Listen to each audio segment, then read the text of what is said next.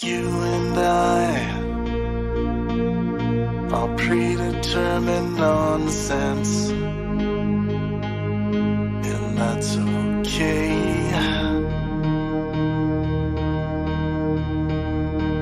You and I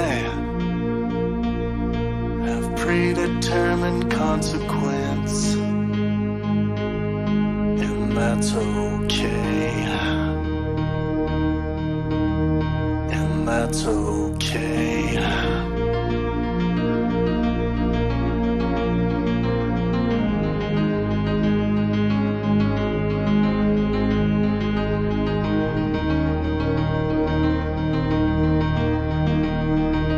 You and I are locked into our destiny, and that's okay. And that's okay.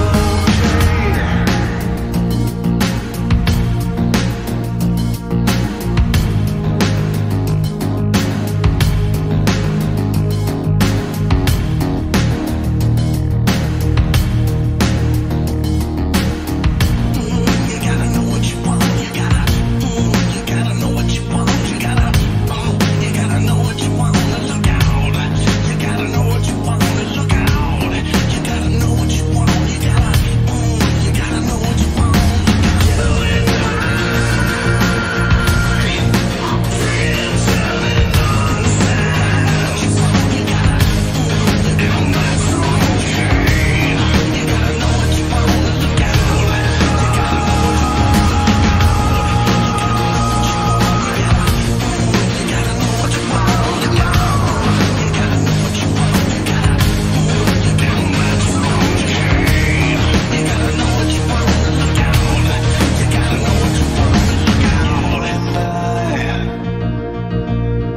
Our predetermined nonsense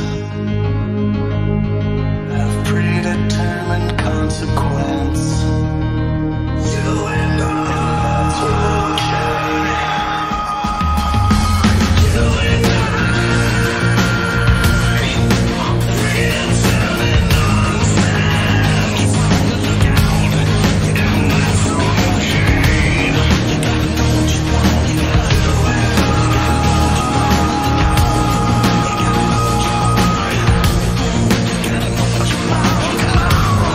gotta know that's okay.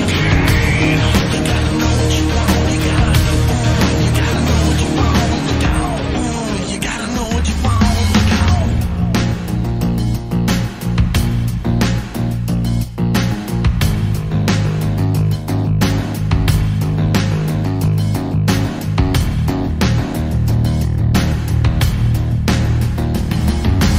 You and I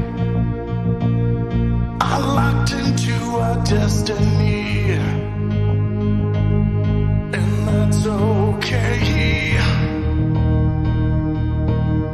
And that's okay.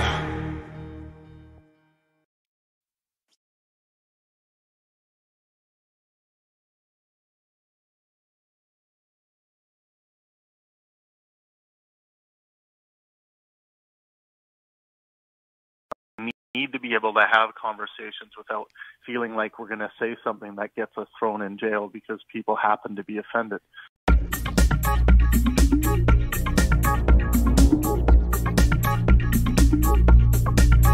Skepticism.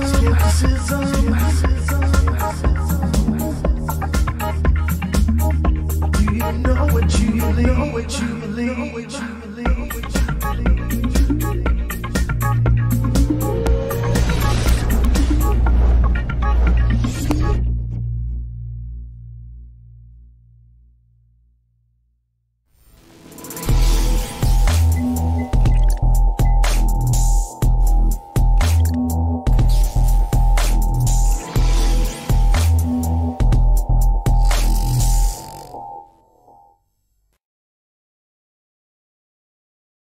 All right, dudes, we are live with another Pangburn Hangout. I'm a bit early coming on today. Eliyahu will be joining us in about 6 minutes. I got to make sure I'm in the right channel on Discord. Hope you're all doing well. It looks like the world is recovering. It's going to be terrific. The pandemic is recovering. Keep your hopes up, folks. Vaccine's doing its work. And, you know, on a more unfortunate note, the COVID-19 is it's kind of killed off a lot of the vulnerable too. So we're going to start seeing a lot of improvements on the amount of people dying. It sucks to say, but you know, that's also the result of us seeing a lot of dips in a lot of countries in deaths. I just want to make sure. Okay, I was going to go to this voice channel. If you guys want to join us for this discussion, we're going to be talking about consent today. Consent, what is it? I didn't consent to that. That's what they all say. But we're going to be having a conversation about it today. Eliyahu, who is one of our Pengburn philosophers and Pengburn skeptics, is going to be running the discussion. For these hangouts, I like to do as little talking as possible and as much learning as possible. So sometimes I get carried away and jump into the conversation, but I want to hear from you guys and hear your ideas. That's what this Pangburn Hangout is for. And if you want to absolutely destroy me in chess, because I'm a noob, let's fucking do it. I'm in. I'm here. Ken Patton, how's it going? Alexander MB, welcome, welcome. Alexander MB, the newly appointed Pangburn psychology advisor, practicing therapist. So happy to have Alexander as part of the team. If you guys want to get involved with anything we do at Pangburn, or you want to help out, or you see a place where Pangburn could really improve, send me a note, admin@pang-burn.com, and yeah, talk to me or send me a DM through any places where you find me. I'll usually get back to you pretty quickly. Twitter's good, Discord's great, but yeah, bare minimum, join us on Discord. QQ-5 says Fritz chess. I don't know what that is. That's how big of a noob I am. Got to use the engine under the table. Yeah, I got to use. I got to flip on that genius switch bot that I have. I'm on a bit of a roll right now, so I'm feeling kind of cocky. But I'll try not to let that get out of hand. I still haven't logged into the voice room. Here we go. I'm logged in. So Eliyahu and others will join us in a bit here. Anyone who wants to join the conversation, just come into Discord. If you're not familiar with Discord, very easy. Log in, join the Pangburn Discord. You can see the address on top, and Alexander dropped it in there for you guys, the link. Thank you for that. And yeah, join us. And Discord is really easy to use. Even if you just have your phone, you don't need fancy computer and anything. You just basically it you know, connect to some Wi-Fi and just connect with your voice. And sometimes we do voice and video. If you want to support the Pangburn cause, you can go to pang-burn.com/subscription and become an official Pangburn subscriber. Did I just lose that whole window? No, I didn't. I just minimized it.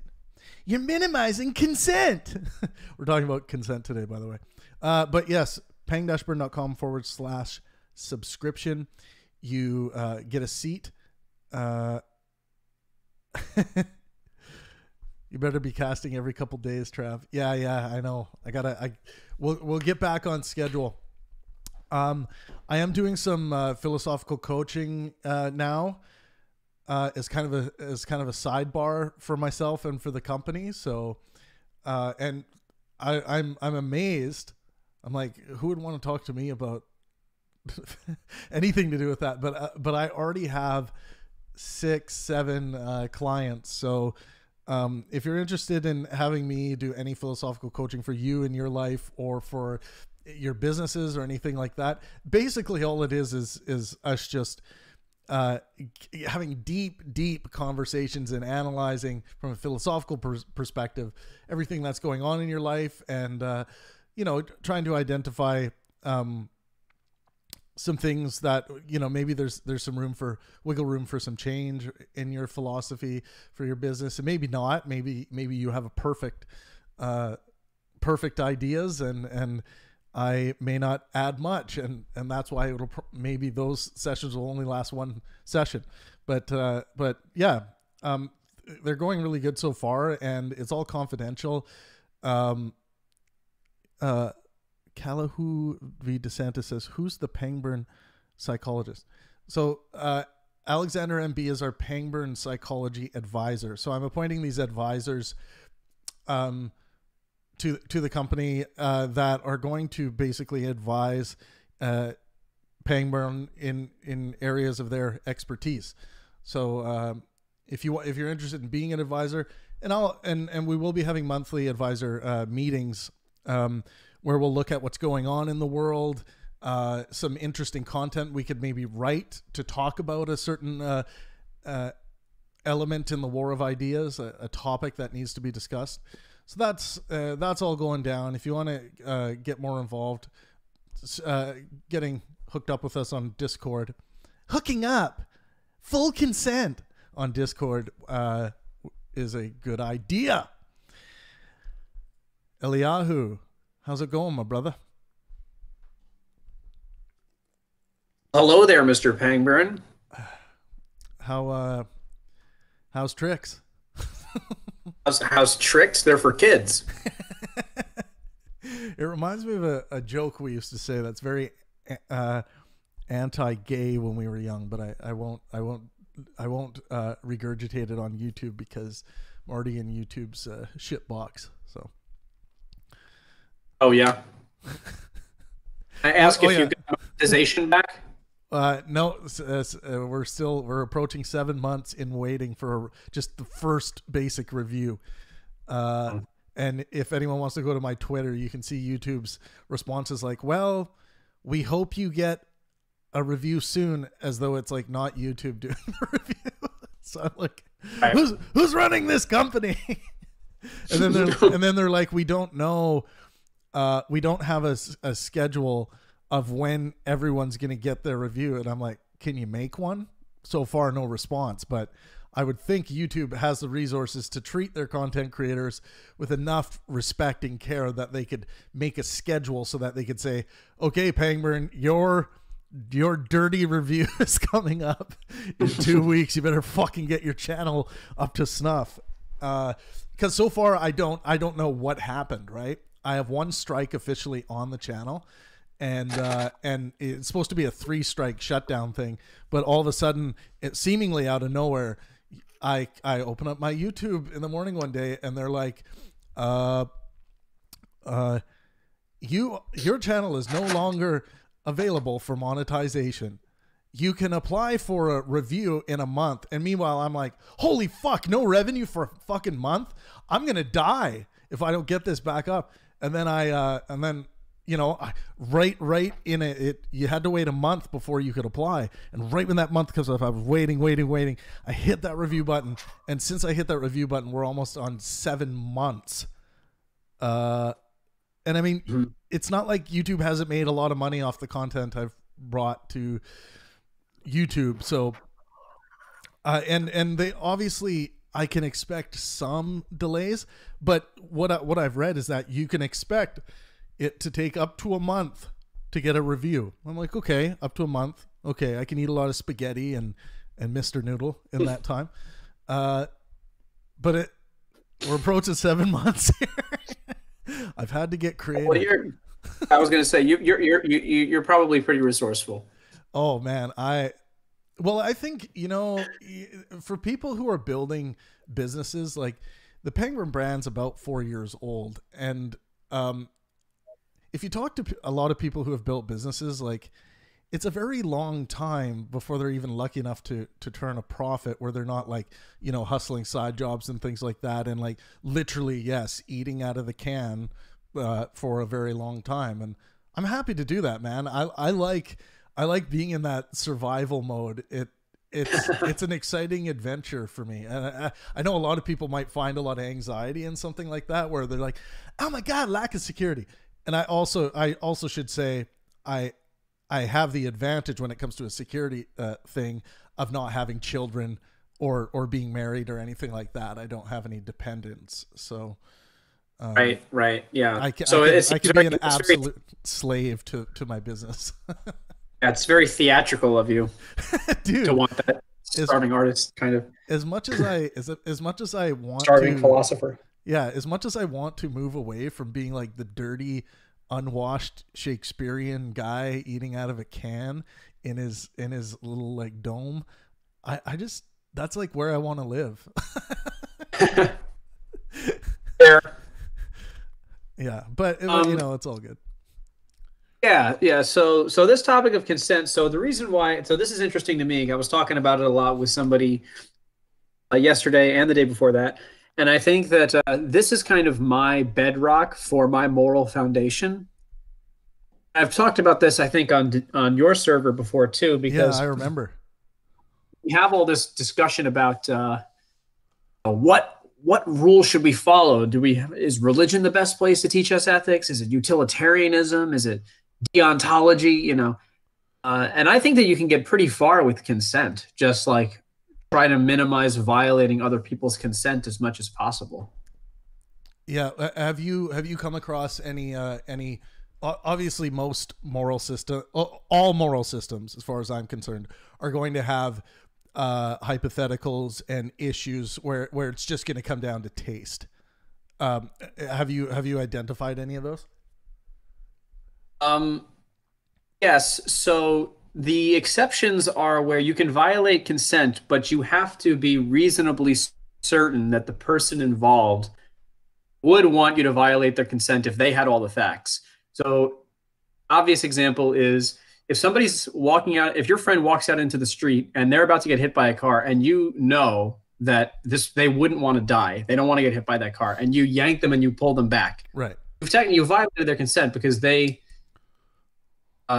didn't say that you could touch them and throw them back onto the sidewalk, but you know that that's what they would have wanted. You were also seeking to maximize their well-being. Yes. You don't know that's what they would have wanted. You're assuming that's what they would have wanted. Yes, that's true. So let's not pretend that you know. Let's just admit that we assume. Fair. Well, when we say I think it's true that we. What if they're trying to kill themselves? We have to operate on some presuppositions, right, Bruce? Like, of course we do. Yeah, like things like life is generally preferable to death. Yeah, that's right. Why that is? It's a good is the presupposition. Yeah. Yeah. And look, anyone who has a moral foundation must admit that you got to start off with some of these, and a lot of people like to tap dance around like. Let's say I hear this a lot in the well-being spectrum. A lot of people who are terrible at communicating this, they haven't identified what those presuppositions are. And even if it's just a few, you need to understand what those are, because when a lot of religious people come to you and be like, "What's your axiomatic whatever?" That, you know, they want to know why you care about living, and then basically the argument is, well, I have this presupposition because I like it. That's all it is. Well, the real reason why they want to know that is because when somebody comes to them with something that is arguably ridiculous, someone has to have a foundation or some objective reason to why I could say that's ridiculous. And when somebody says, well, I have no authority but my own, then that person is attempting to impose what they think is correct onto me with no objective agreed upon authority. That's where the rubber meets the road on that conversation. It's anticipating improper use of force. Hey, Bruce, could you say that last thing you said, when you said that's where the rubber meets the road? It is anticipating. Okay. The rubber meets the road when somebody is asking you to do something when you don't have an agreed upon objective, and their only agreed upon objective is that which comes from their own autonomous reasoning. So then I am subjected to their own autonomous reasoning without some objective standard. So when it comes to enforcing what they consider to be objectively correct under their own autonomous reasoning, then I have to then yield to them because of their own fallacious reasoning. See, don't you see what you're? I feel like this is an excuse for you to shoehorn God in as an objective. I'm not shoehorning anything. I'm just saying I'm not going to accept somebody's subjective moral stances on me because they feel like it. So I'm saying what I'm doing is I'm like Bruce, trying to that? anticipate what I'm anticipating where the rubber meets the road for most people when they get into those issues. If that makes sense. It's not just that why do you believe what you believe? Like that's just like an entry level. That's a surface level question as to why do you think you can tell me to do something? That's the real reason. Now, would you think that someone telling you something is a violation of your consent in any way? I don't know. I mean, I'm not trying to overtake the conversation here. Sorry. No, I think it's interesting. What do you mean by violate? By telling me something? Well, yeah. There's this idea out there that I did not consent to hear that. Oh, the hearing something is, I would say, silliness. Or your sense. I didn't consent to see that. That's another one, because someone might put up like a billboard that says God hates fags, and then they'll say I didn't consent to see that. It hurt me because I'm for whatever reason. Well, we'd have to then come to some understanding of what hurt is. Sure. So I think people I think we can even measure it. The very idea that somebody is harmed by an image or speech is a tough case to make. That it actually, and also there's a case to be made that in order to grow, you must be uncomfortable with something that you hear or see or experience in some ways. I think the strongest case is something like libel and reputation destruction. Yeah. I like the idea of, sorry, hi, Michael here. Libel? I was going to say, I think this goes back to Eliyahu's point earlier, which is it's consent on your best ability where you think it's necessary, right? Like it's one thing to show like shock and horror just because you want to offend someone versus like, you need to see this because it's going to change, like fundamentally you need this for your life to survive. Like here's the cure to cancer, right? Like, and you can't say, I don't consent to know that because as Eliyahu said, consent can sometimes be broken if your best intentions, given if they knew the facts, they would want to see or hear that. Yeah, but even that's an assumption. I mean, yeah, but I think that what I'm saying There's is no axiom there besides your own fallacious reasoning. The axiom is that we can break consent if to our best of our ability of understanding. Obviously, we're at the end of we're humans with limited, understanding. Yeah, but what does best of ability mean? See, once again, you're creating some subjective standard. I don't think that's subjective to say, like, given your knowledge base level and your ability to reason, whether or not your reasoning, like, here's the thing, people can come to different conclusions. As long as you have foundational reasoning and logic, you still have some form of reasoning. And as long as your reasoning is consistent, that's all that really matters to me. And I think that's not subjective. Wait a second. There's consistent reasoning to think the Jews were the problem in Germany. There's reasoning there. Sure. But there's an ought that we uphold that's wrong. Yeah. But there is a reason to blame them for their crimes, or at least what was considered to be egregious acts in finance. So let's not pretend now that we have figured out how that works. And I'm with you. Not that long ago that we're also doing that with Japanese in the United States, Muslims. Like there's a ton of problems with that line of reasoning is all I would say. Yeah. And generally I agree with you. Generally I am probably a lot more skeptical than Michael about when we know what's best for other people. Mm-hmm. I was going to ask you, even if I think that you and our moral standards overlap a lot. It's just that I just recognize the presupposition and you don't. Right, but so does that really matter? If Yeah. we have a lot of the same overlapping values and we're going to agree in most of these emergency situations about what to do, you've just derived it, I think, from a different presupposition than I have.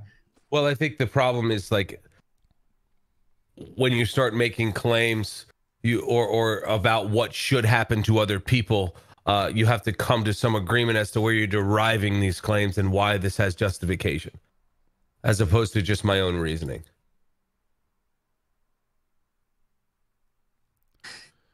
I guess I just think. But practically speaking, you are correct, because I'm not making a claim that people aren't acting rationally, or people aren't, compassionate, or people aren't smart, people aren't mostly trying to do the right thing. I'm not making that claim.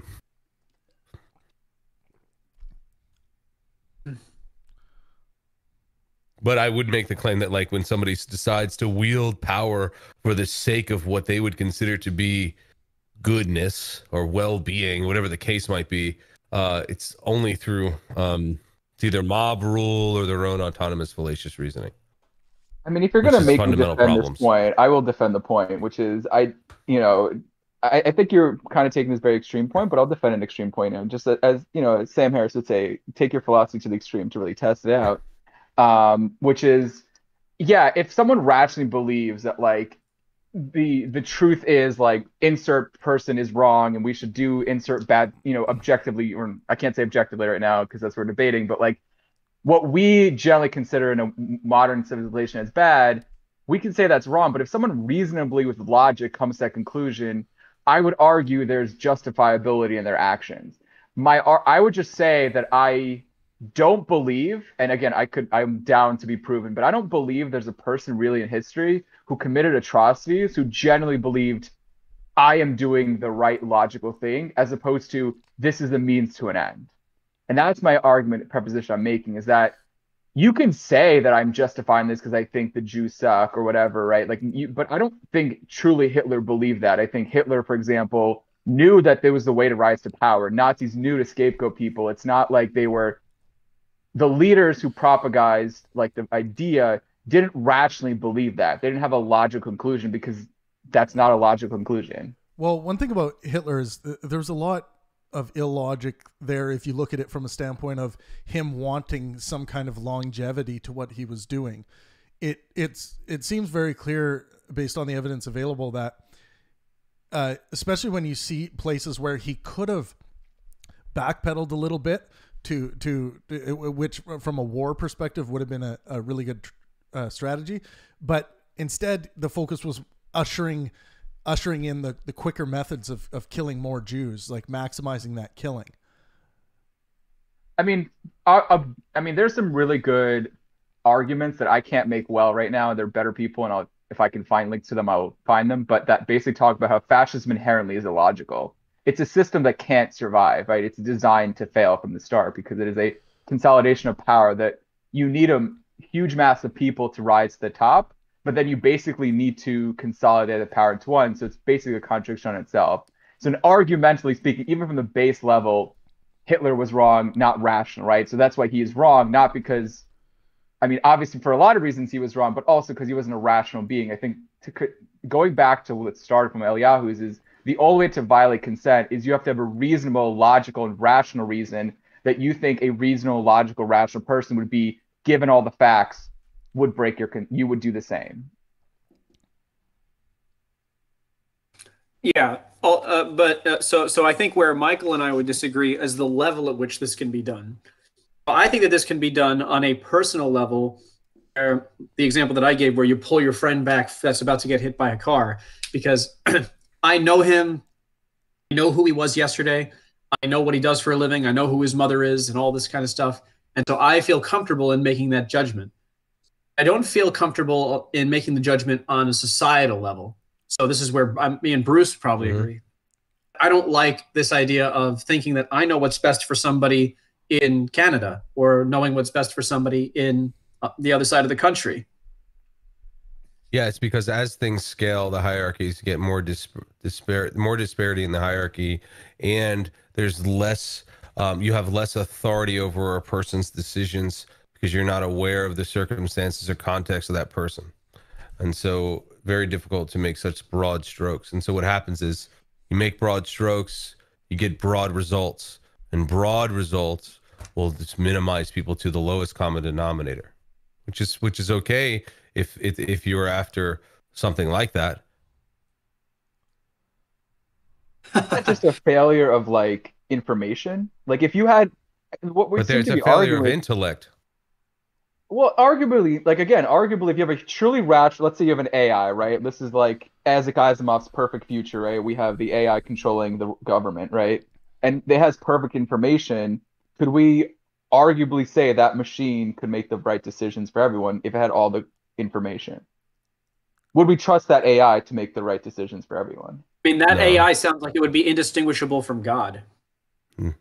kind of does, yeah.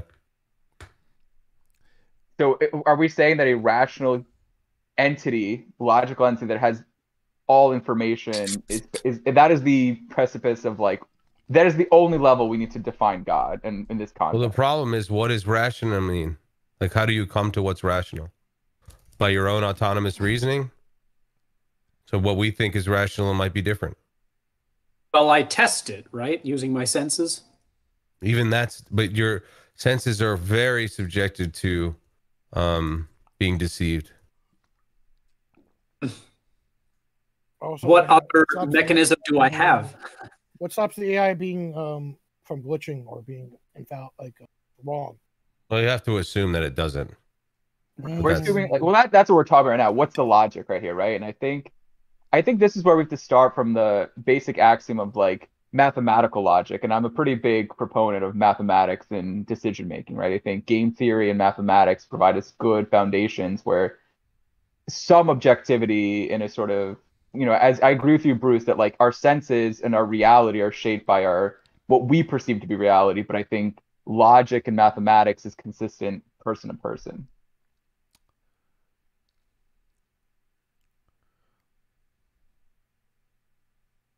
And that's something Logic, that's logic in mathematics is good. not dependent on your senses, right? Well, logic in mathematics isn't necessarily dependent on your senses, but what you derive from those are.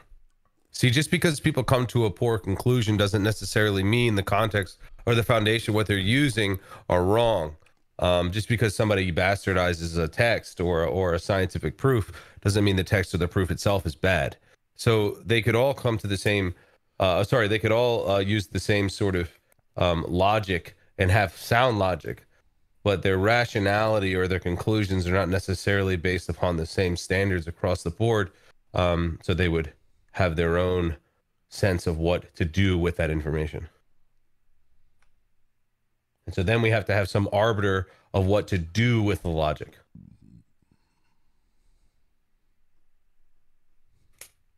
But Okay. you don't like any arbiters, don't you? Right? It depends on it depends on what you mean. Bruce's only one and only arbiter is AOC. It's true. You got me on that one.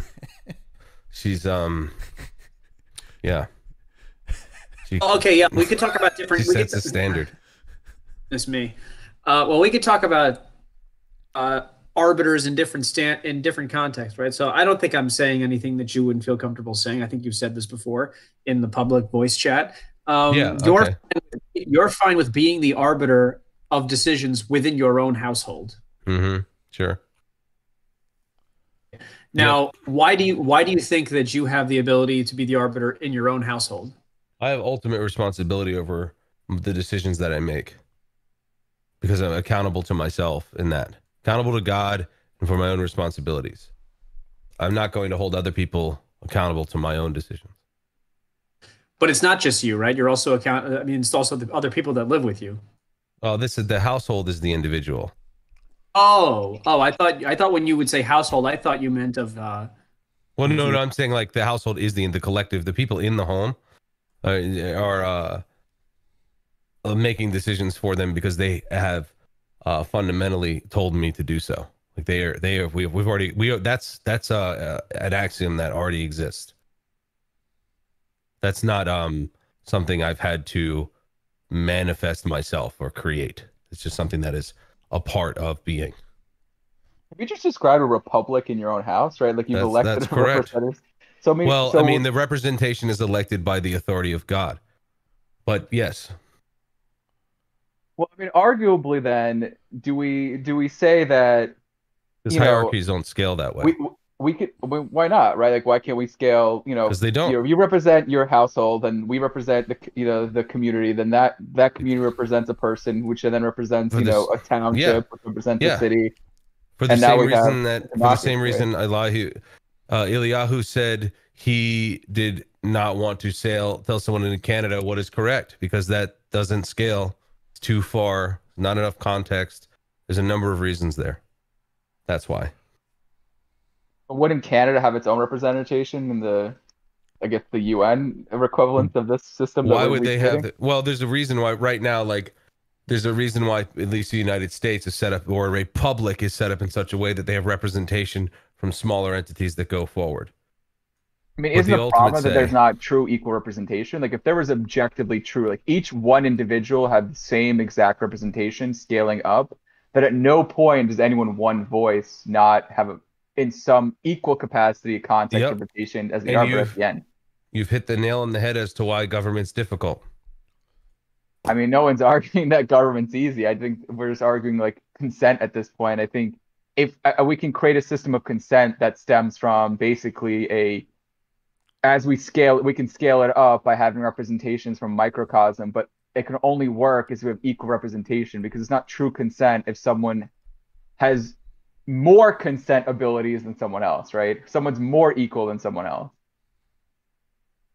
You were talking. You can if you agree to it.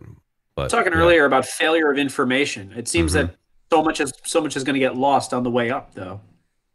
Yeah. You're also going to govern based on the lowest common denominator. And it leaves everyone else to suffer the consequences. Or you could have people make individual choice among themselves, in their homes, in their individual nature, without having to use force. I mean, this is a recursive problem, though, right? Like, you're just talking. I mean, scale. Arguably, we can then scale this down. Like, we've just arbitrarily decided that 3 people is small enough to have all the information, right? But like, that's just an arbitrary decision you also made. Like, why I'm is not it arbitrarily making it? See, that's the difference here. I have an objective standard as a household. You do not. You think it's arbitrary. I do not. And when the society has the same objective standard where they don't believe it's arbitrary, we can then work forward. But if I can just make the same argument that humanity is my household and that all people as a species, you can make that argument if you want, but you have no objective standard to make that. I do. We're a species. We're literally the same. No, that's not enough. Species. That doesn't work, because if that's the case, everyone would have to agree with you. I mean, I think genetically speaking, we all do, right? That's why we can breed with each other. We're the same species. You can't disagree that we're the same species. No, I'm not saying that. What I'm saying is you're making a statement about what is arbitrary versus what is objective. And the standard by which I would rule my household or my community, or whatever you wanted to call it, is an objective standard. It's not arbitrary. But because you don't have an objective standard, you see it as arbitrary. Thus, we cannot have an amicable relationship. Or very difficult for us to have trade or intellectual discussion or any other governing scenario, because we are coming from 2 different locations. So we'd have to take each individual instance and evaluate it against our own objective worldview and try and come to some agreement, or we would divorce, you and I.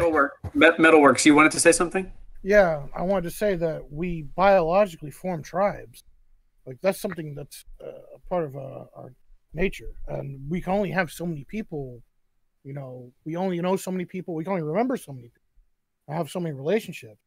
We work better when our communities are a little smaller. That doesn't mean we can't have these bigger communities, but they have their limits. They can only be strained so far. That's why we still have like families and households. Otherwise, we'd be in big communes, and we're not. Well, that's what some people want. But you're right. It's a fair point. And whenever it happens, it doesn't completely work out. Unless the people really know each other. Unless they really know each other really well. Well, they're family is what they are.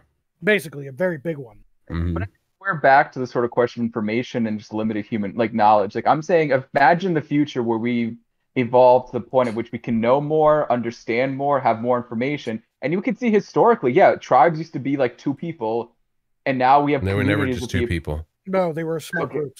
Small There groups, were sure, tons but of like, people. The average number of children in a household that turned into a century was 10. The first child to be born in a hospital, sorry, the first president to be born in a hospital was JFK. So before that, we had dozens, gaggles of children were had in these tribes. right. There But was, again, there was also a gaggle of infant mortality, I will say. right. Even But, so. Yeah, I mean, the and a point gaggle still- of female mortality too. There was a lot of there was Well, most- yeah, a gaggle of men dying at the hands of other men in stupid wars. It's true. There's been suffering all throughout. But what I'm saying is Yeah, they but weren't that's two people in a wars. small I'm tribe. talking about childbirth, and so please don't move it from one to the other. Childbirth is what you need to do to have children. You have to give childbirth, right? I'm saying these weren't small tribes. These are people having lots of children. Yeah, and they weren't living, as pointed out to you. That's why they were having Yeah. lots of children, not because we love living with loads of people, but because they weren't living. That's the difference. Who wasn't living? What is it? What I don't understand. The children. According to what standard? What Today? children? I don't. They didn't have an iPhone, I know, but what are you talking about? People lived. I don't I think what understand. she's trying to say, the reason why there was so much infant mortality is because there wasn't the sizes weren't advanced enough to handle them. That's why they had so many kids. Is that what you're No, saying? That's not at all. I what don't I'm think saying. that's I'm a- saying, I'm I just don't get talking it. Facts in 1900, when people were having gaggles of kids. That's The correct. mortality rate was 165 per 1,000 in 1900. Yeah. And it was the number one reason that women died. Oh, because they had Okay. too many children. This is a sideways argument of Michael was saying that we had small tribes of two people. Okay, two people. I was being okay. The point is, we had smaller tribes before, and I think we have bigger tribes now. I don't think that's a. I hope think that's not a it's being contentious hyperbolic. point that there are bigger tribes today than there were yesterday. I think Yesterday, there's Well, an like I attempt. said, There's those an tribes attempt at have them, limits. but What's there's that? some limitation. Yeah, But there's a Metalwork was limit of the saying number of something. people. Sorry, I just couldn't hear what Metalwork said. What's up? I'm just saying those tribes have their limit because you watch them, they try to curate them, they try to get people out that aren't, pure enough for Right, the tribe. but do we agree We do that, that now. before there were less people in tribes and now there's more people in tribes? All I'm arguing is that maybe there's a limit now, but does that limit increase in the future? Do tribes get bigger and bigger Unless as we we can get evolve?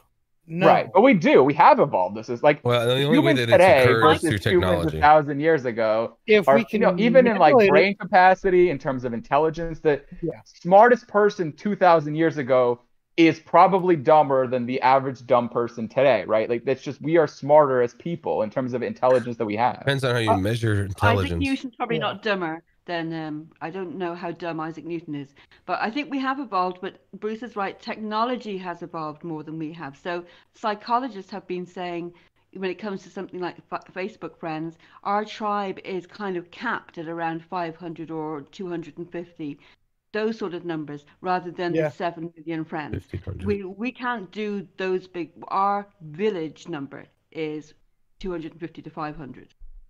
We can see with the groups of people that have tried the most diligently to try to foster this community. We can look at Christianity and we can look at Islam, two things that are bound by one book that have tried very hard to create one human world, and they fracture. As soon as you get a certain number of Yep. people, they're just going to fracture into different denominations. And people like to say Islam doesn't do this, but oh yes, it does. It just fractures into All different. of them do. They're never going to be perfect. You're never going to have, unless you can actually evolve, change how human behavior, change human behavior on a genetic level. You're always going to have people forming smaller tribes because nothing will ever be perfect. We're always purity testing, purity spiraling. We're always trying to find an excuse to separate people from one another. We're always trying to categorize each other. We're always trying to discriminate against each other. When you do that, and you'll have dissidents, and they'll have to be dealt with by some centralized authority that's attempting to create a large tribe for its control. And so those who band together because it's going to happen naturally are going to be seen as dissidents and dealt with. Again, I'm not arguing today, right? And I think we're all saying the same thing, but just somehow like missing each other's point, right? Like today, that number is, let's say, 500. I think someone said that, and I'm just going to accept that as a fact that 500 is our limit. But I think we could accept that 2,000 years ago, no one knew 500 people, right? That was impossible. That maybe 50 was the maximum, right? So I think it's just a limitation of our brains, and this is true. Like humans are really bad at predicting the future. That I'm just positing that it's a limitation of knowledge. We just can't absorb that much knowledge, but we clearly know more. And an individual brain, even compared to Isaac Newton, the amount of information the average person knows, say, would make Isaac Newton blow technology, and humanity is merging together, whatever, right? You don't want people to care that much about that many people, because the more people you care about, the more you're going to be, you'll feel bad about it. Like, I think there's a reason why we do that, because if you kept seeing like 1,000 people died in this earthquake in this other country somewhere, and if you actually, if that actually personally wounded you and you had a hard time getting over it, like, you don't want that to be a thing that constantly happen. You want to be able to like ignore that and move on, because there's nothing you're gonna be able to do about that. It's just, well, there's always something we can do about everything. Maybe the problem is, I think you stumble on a great point, Metalworks, is maybe the problem that there is like arguably so much global suffering is that when you put things in large numbers, how much energy you can give out. Right, but maybe that's again a limitation of humanity right now. But maybe in the future we can care about everyone. Again, I'm going back to the original point: is that maybe there's a future where humanity is my household, right? Humanity, I know enough about everyone. I know everyone's name. I know everything about everyone because we all know everything about everyone. We can absorb that knowledge, where that information stored, and then we create a society as a result of that, a society that we create for our own household, right? And the same way that, yeah, go ahead. And the only thing I see from happening resulting to that is, even if we ever get space travel, even if we can go from different planets, people are always going to find a reason to segregate from one another. You're going to have it happen. I'm not going to be surprised if like there's going to be there's going to be a Earth-Mars civil war or some bullshit. It would not surprise me if that happened in the future. We're always going to want to segregate because there's always going to be a hard limit. Your brain is only so fucking big. There has to be a hard limit to how many relationships you can maintain. It's just, our brains can evolve. Our brains can store a lot of information. It's constantly our brains are exponentially growing. You can do that is if you expand longevity and a whole bunch of other things. I just don't see it happening. Metalworks, we've already done that. So you go back a couple of hundred years. Oh, wait, Ola, go ahead. You go back a couple of hundred years ago and look up the average lifespan in your country. It was probably around 30 or 40, maybe 50. Yeah. It wasn't 70. And we expect now, if we hear someone died at 62, we're like, oh, that's young. But a couple of hundred years ago, it was 30. I just want to see if there's a hard cap on this, because if there is... We're going to keep expanding at Metalworks. It's a very strange thing to keep saying, we can't do this. Of course we can. We can keep expanding our brains. We can keep expanding our technology. Can we though? I mean, nothing is infinite. I would ask do we have to attack that which is not a good relationship? Or do you think we'll learn that you don't have to fight with the other person? Like, we don't have to form relationships. If anything, what we should be focusing on is not so much having to grow like thousands of relationships. We could just be a little more trusting and caring of one another. There is no way for people to come to agreements without having disagreements. There's no way for people to have relationships without some contentious disagreement. It's the same reason why perfection is boring, and we need seeing character in somebody is accepting their flaws and all of the interesting things that make them important.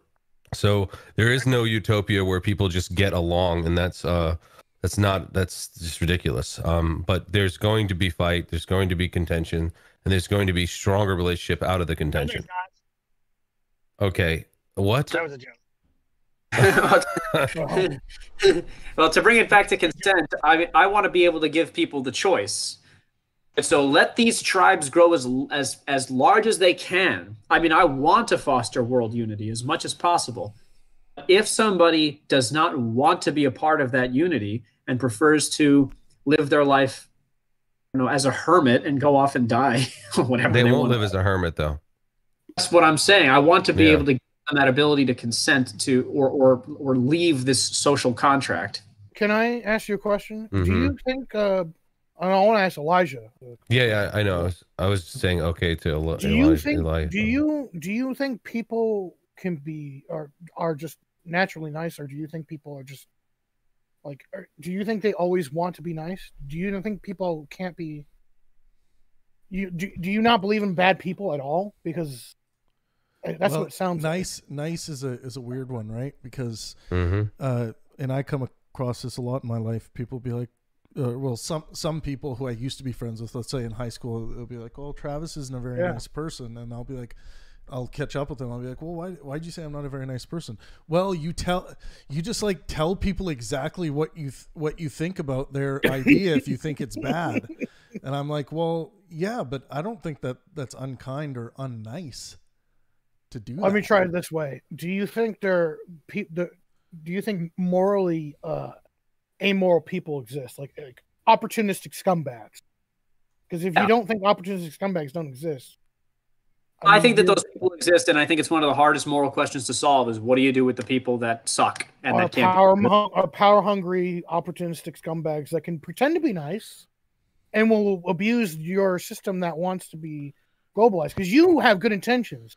Yeah. They have intentions of power. Metal. I actually think the answer, like based on my moral foundation, when you come across someone that's like that, I just think I approach people like that with care. I think they and caring for someone doesn't mean you're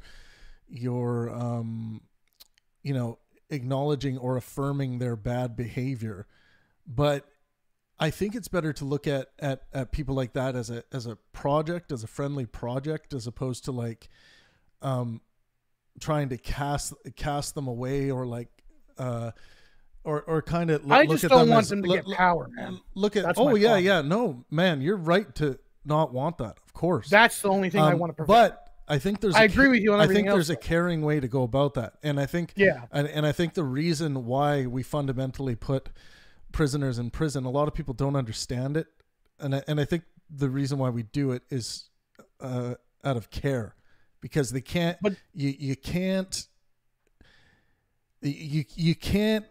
care for them and allow them to be out in public where they are going to do harm to themselves and to others. Let's say in a situation where you're dealing with someone who causes harm. Yeah.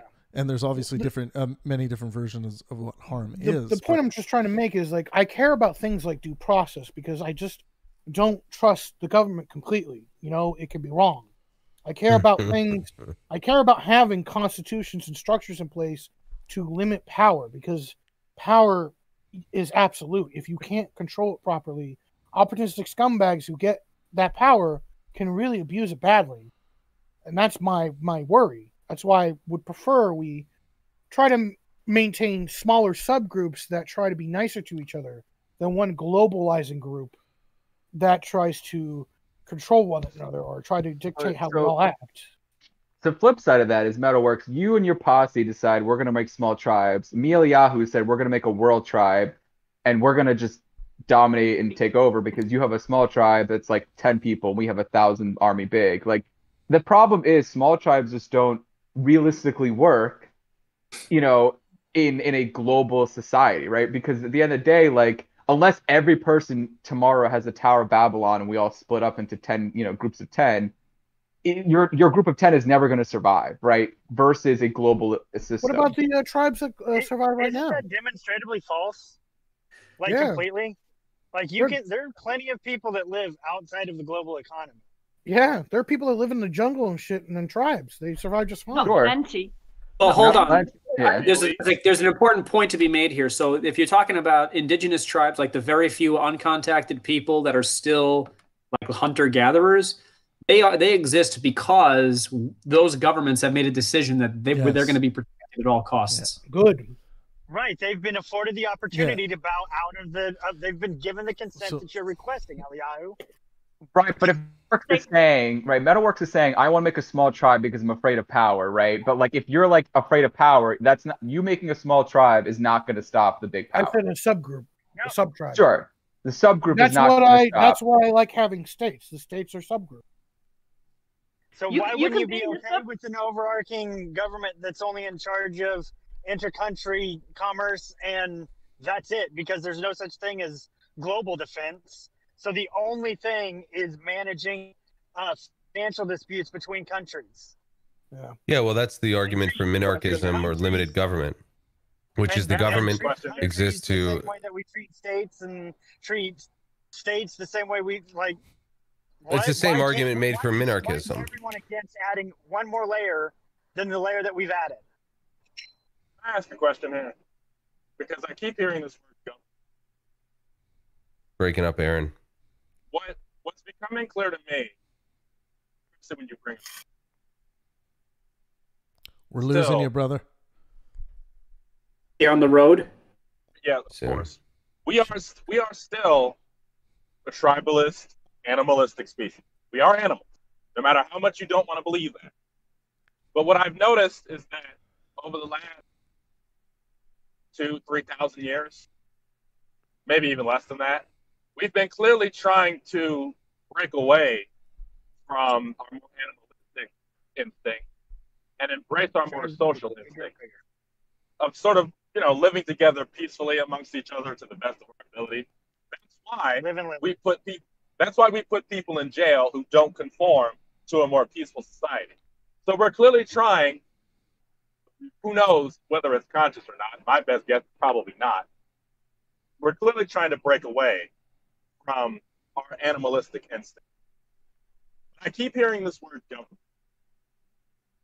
It's pretty clear to me that a lot of mammals, there's definitely a hierarchy trained into our DNA. Why aren't we trying to break out of that? It's very difficult. I mean, I don't think that there's hierarchy ingrained in our DNA. I think hierarchy is ingrained in systematic use of mass scale. I don't think you can do anything without a director at the top and some pyramidic fashion. We've tried it because we're so used to having somebody be in charge. No, it's a wacky idea, but I think it's only a wacky idea because we legitimately do not think human beings. You keep cutting out, man. Yeah, I don't think God wants us to hear the message. Oh God. Yeah, that's all I'm saying. And to get onto the idea of consent. Look, we didn't get what you said because you broke up way too much. I don't. Shit. We're missing it. Bad idea. I'm just gonna quickly answer Metalworks' point, which is interesting. Sorry, Aaron, I couldn't hear. I kind of heard parts, but I agree that we're sort of animals at some base point, and we have to fight to be better than that. But like your point about states, even that doesn't work, right? Arguably, most of our laws are what California and Texas decide. Like our emission standards on cars is because California says this is the emission standard, right? And they're the bigger tribe of the United States because they're the biggest economy, that in Texas and the United States, and so they determine the emission standards in America, right? Texas controls our. We don't have the same emission standards where I live as Texas does. The cars created an emission standard at the manufacturer level that meets all states, so that they don't have to make six different cars. Right, and that's what he's talking about. That's because of manufacturing. And but that's because, California, right? But number of people are there. Well, I'm not talking about people. I mean, technically, it is part of the reason that California's economy is so big is people. But we're talking in terms of number of people. That's a proxy for power. California has more power in terms of influencing car manufacturers for emission standards, right? So even fracturing into states doesn't work. Not really, right? Arguably, if Texas wants a lower emission standard, they can't do that, right? Oh wait, Sorry. But the companies are going to go to the most stringent rules possible. That way, they're less likely to fall into a lawsuit. So any state that makes it more strict is going to have the same amount of power because every car company is going to start following them. So I'm just saying that particular example is a faulty one because that's a result of manufacturing process and not of political power. Is economic and political power any different? Oh, sorry, Aaron, go ahead. I can hear you now. Yeah, I just wanted to make sure you guys could hear me. That's a lot better. That's a lot better. Seems better. You sound a lot better too. So. Well, thank you. You want to grab a coffee sometime or what? I'm a truck driver in America and you're in Canada. That is not physically possible. Well, you got a truck. Drive it up there. Drive it up here, man. We'll meet at a truck stop. My truck. So, just before you guys continue your point, because of course I'm always late with this shit. Travis, when you label this consent, Are we talking like just consent for anything, or what? What are we talking about here? It's Eliyahu's day to run the conversation, and he's started off by talking about, you know, consent as kind of his moral compass or moral foundation. Yeah, I mean, so wanting to minimize violating other people's consent. Look, I hate to be the one to say this.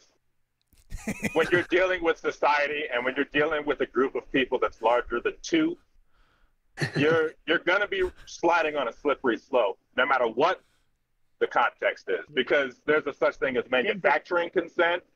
There's a such thing as fake consent. I mean, it's never going to be that simple. Aaron, welcome to the conversation 48 minutes ago, because that's exactly how this all started.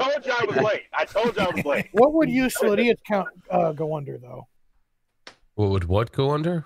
What would useful idiots go under? What do you mean? As far as consent goes, like people being used by a movement that they think is one thing, but it's really another. As far as consent goes, are they not? Are you saying because they're somehow disabled or idiots, they shouldn't have the ability to consent on their own volition? No. What I mean is, like, let's talk about. What would be controversial? How would you consider idiot versus ignorant? Because I would classify that the same, because that consent they're basically being lied to, so they're not. Their consent is actually being violated. So never mind. You're consenting to being lied to, right? You're consenting to being fed. Well, they don't know. They don't know they're being lied to. This is like everybody with this chest-pounding jingoism, which is what has got to go. That is all those the people my country right or wrong are the useful idiots. What do you mean? Why is that? Typically peddle knowledge they don't have. That's what the idiots do. I may have just stepped in, but I believe that ignorance means that you are unaware of facts that could change your opinion, and being an idiot would be somebody who has the facts in front of them but chooses not to take them seriously to change their opinion. Maybe can't understand it. Well, that's one way too. And that's okay. There's naivety. Why I was wanting to clarify, because if idiot means can't understand versus chooses, if it's chooses, then it's a different thing. But if an idiot can't, then their consent is being broken. If they're choosing not to listen, then they're applying consent idiotically, and they don't deserve to participate. It's the same thing to me, because it's an understanding of comprehension either way. Well, idiot means someone who's unable to understand. So we use it when we throw it as an insult to people. That's what it means to someone who is unable to understand. Yeah, is that what you meant, Metal? We have to. I think you guys, when it comes to labels, we have to look at how it's used, right? Whatever the original intended meaning written in Webster's, it doesn't really matter when we're talking about. Well, we have to look at how it's actually used, like when, like it's important. It's important to bring up what we generally mean colloquially when we say idiot. And Ola is right. We mean it to mean like, you know, the person is just wrong almost. Like that, you know, you're such an idiot. That's specifically why I asked Metalworks to define which version of idiot he was using in that instant. Yeah.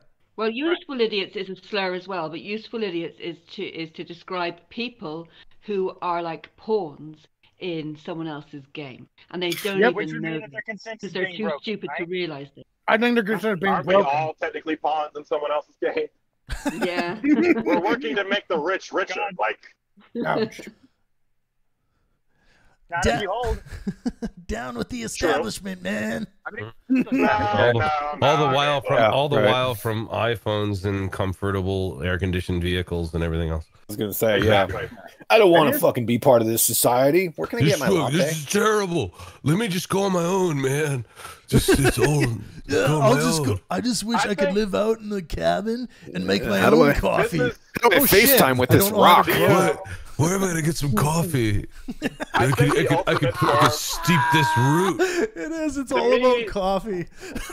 To me, the pinnacle of this argument about consent gets to one of the most touchy topics for me, which is parenting.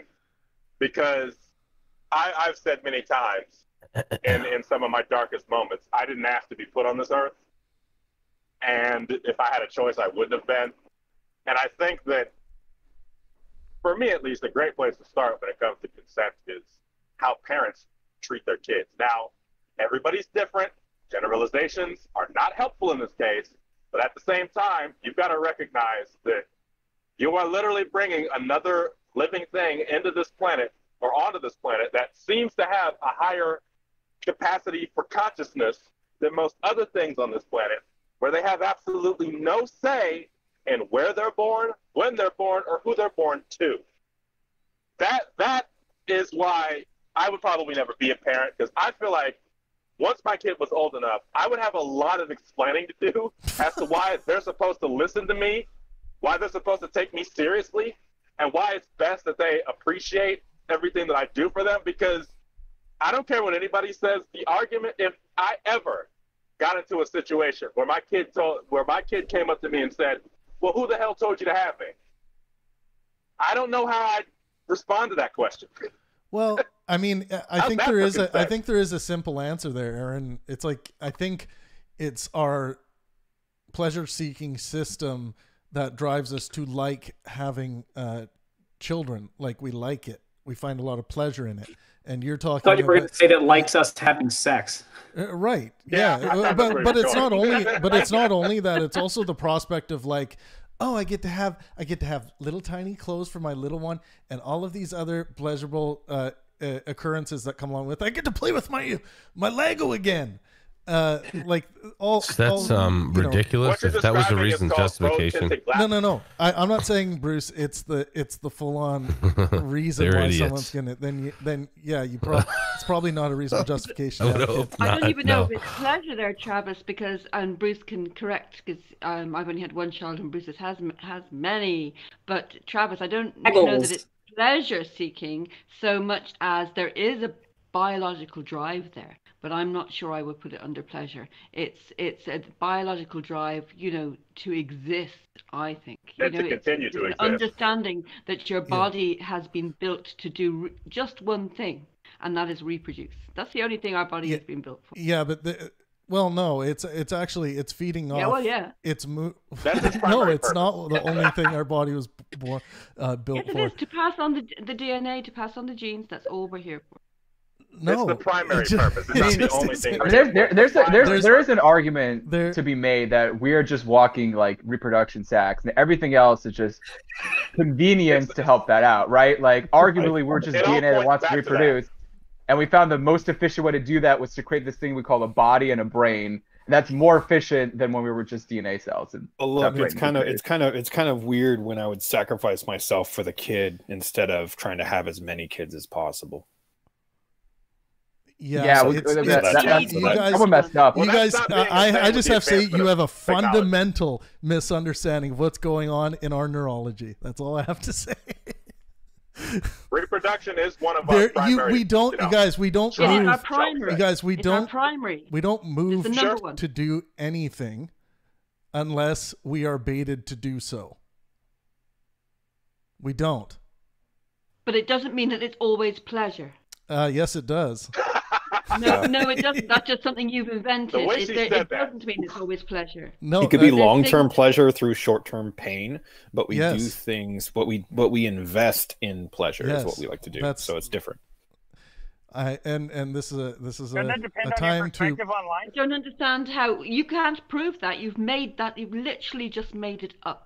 Living proof. No, it's not just made up. If you understood how our corpus callosum works, and how everything in our nervous system actually is orchestrated based on a hierarchy, because one thing is actually selected over the other, you will see that the chemistry in our brain actually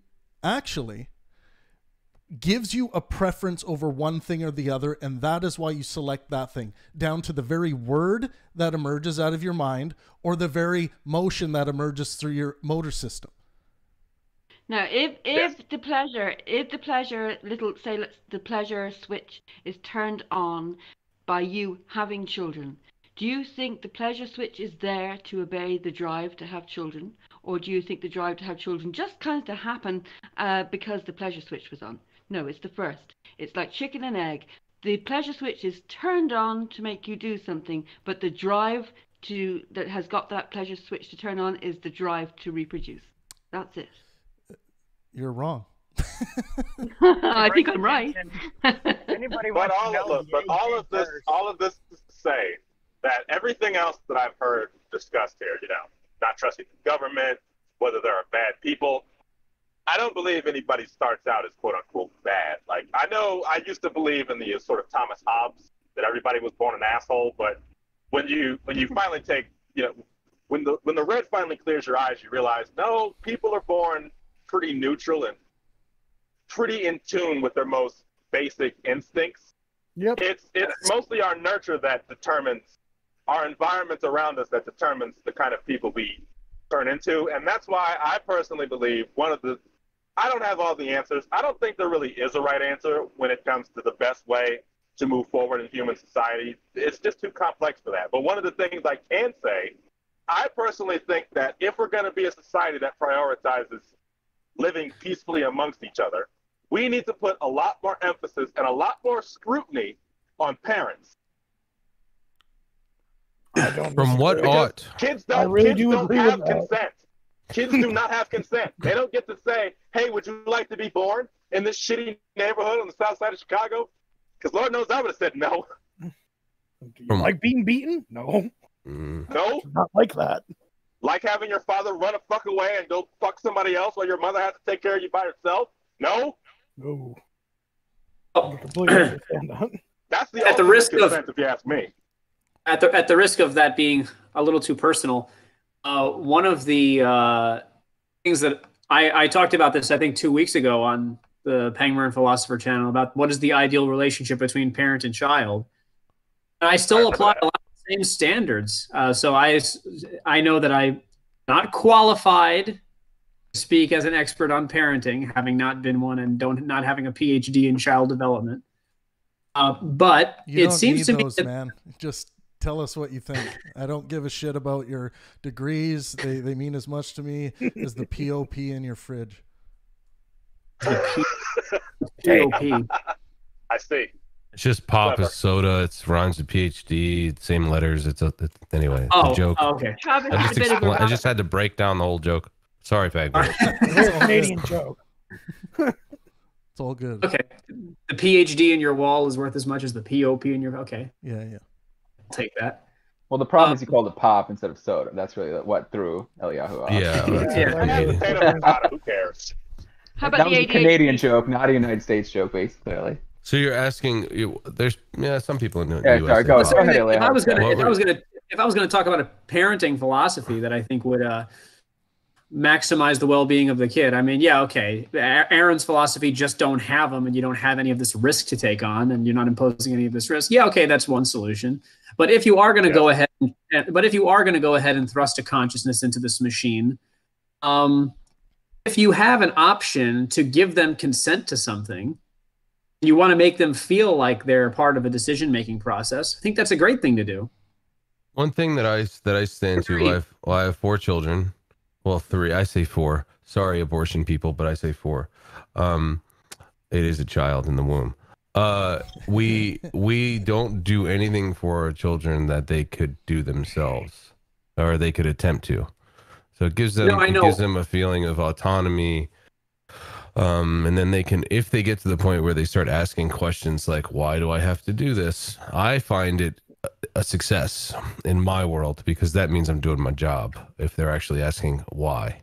So it's inevitable that they will, but I think that strategy is a quality strategy. Do you answer with the full adult version of why with every following event that it's leading to? Well, you broke up. What did you say?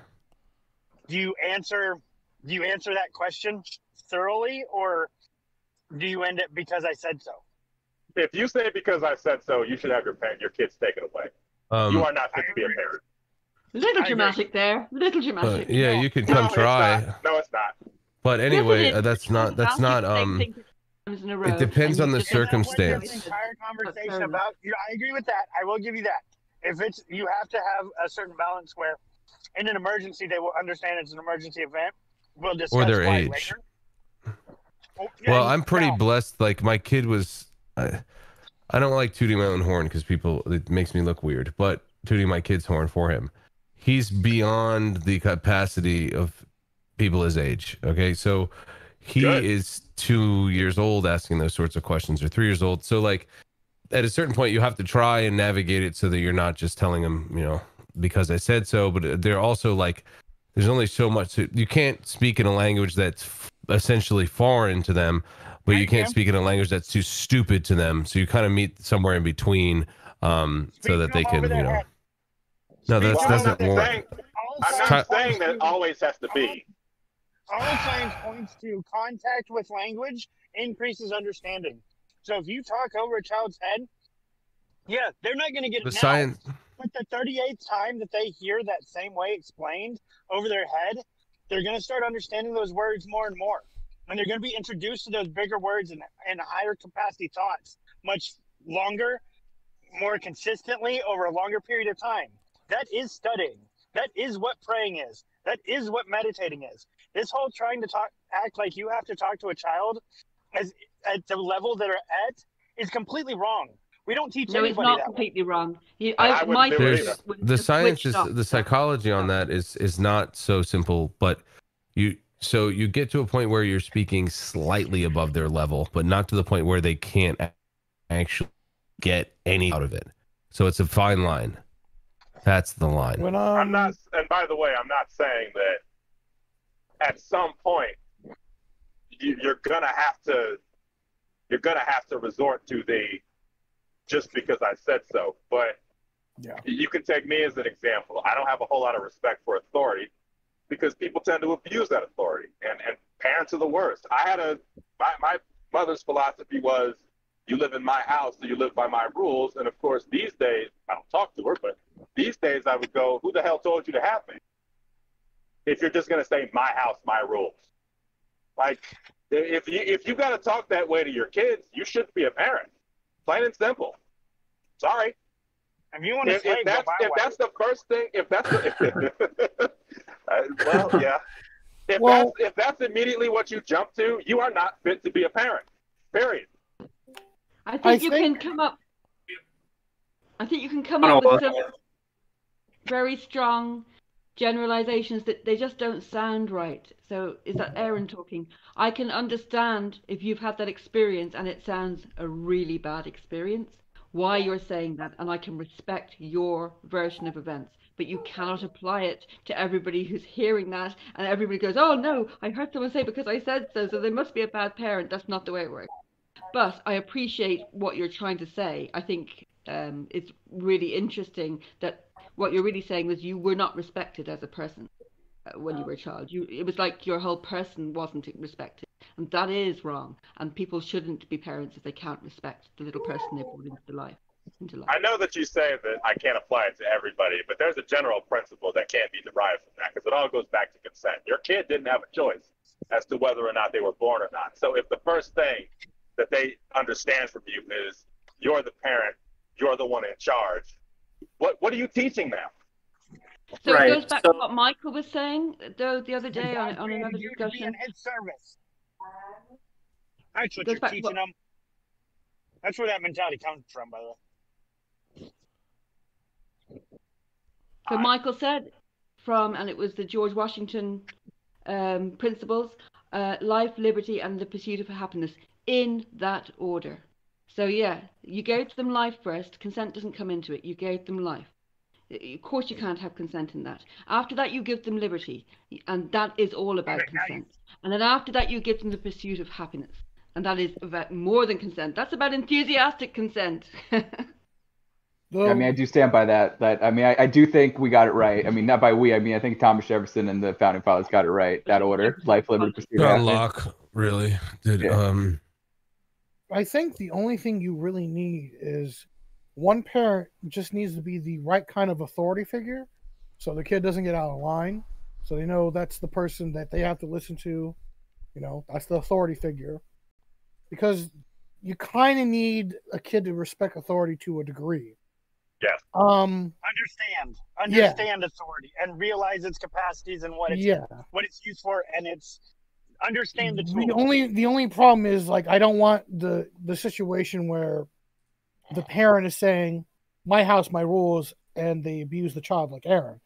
I want, if they say "my house, my rules," they know that while they're saying that, they have to be very careful how they treat the kid. Even if they are saying that, they know that they have to be very trepidatious in how they treat the kid, because, you know, they could seriously scar them and stuff. But the other parental figure type, I think, that is also very essential to parenthood, I think, is someone. I think you need two parents. I don't think single parent doesn't work. I just think it makes it harder.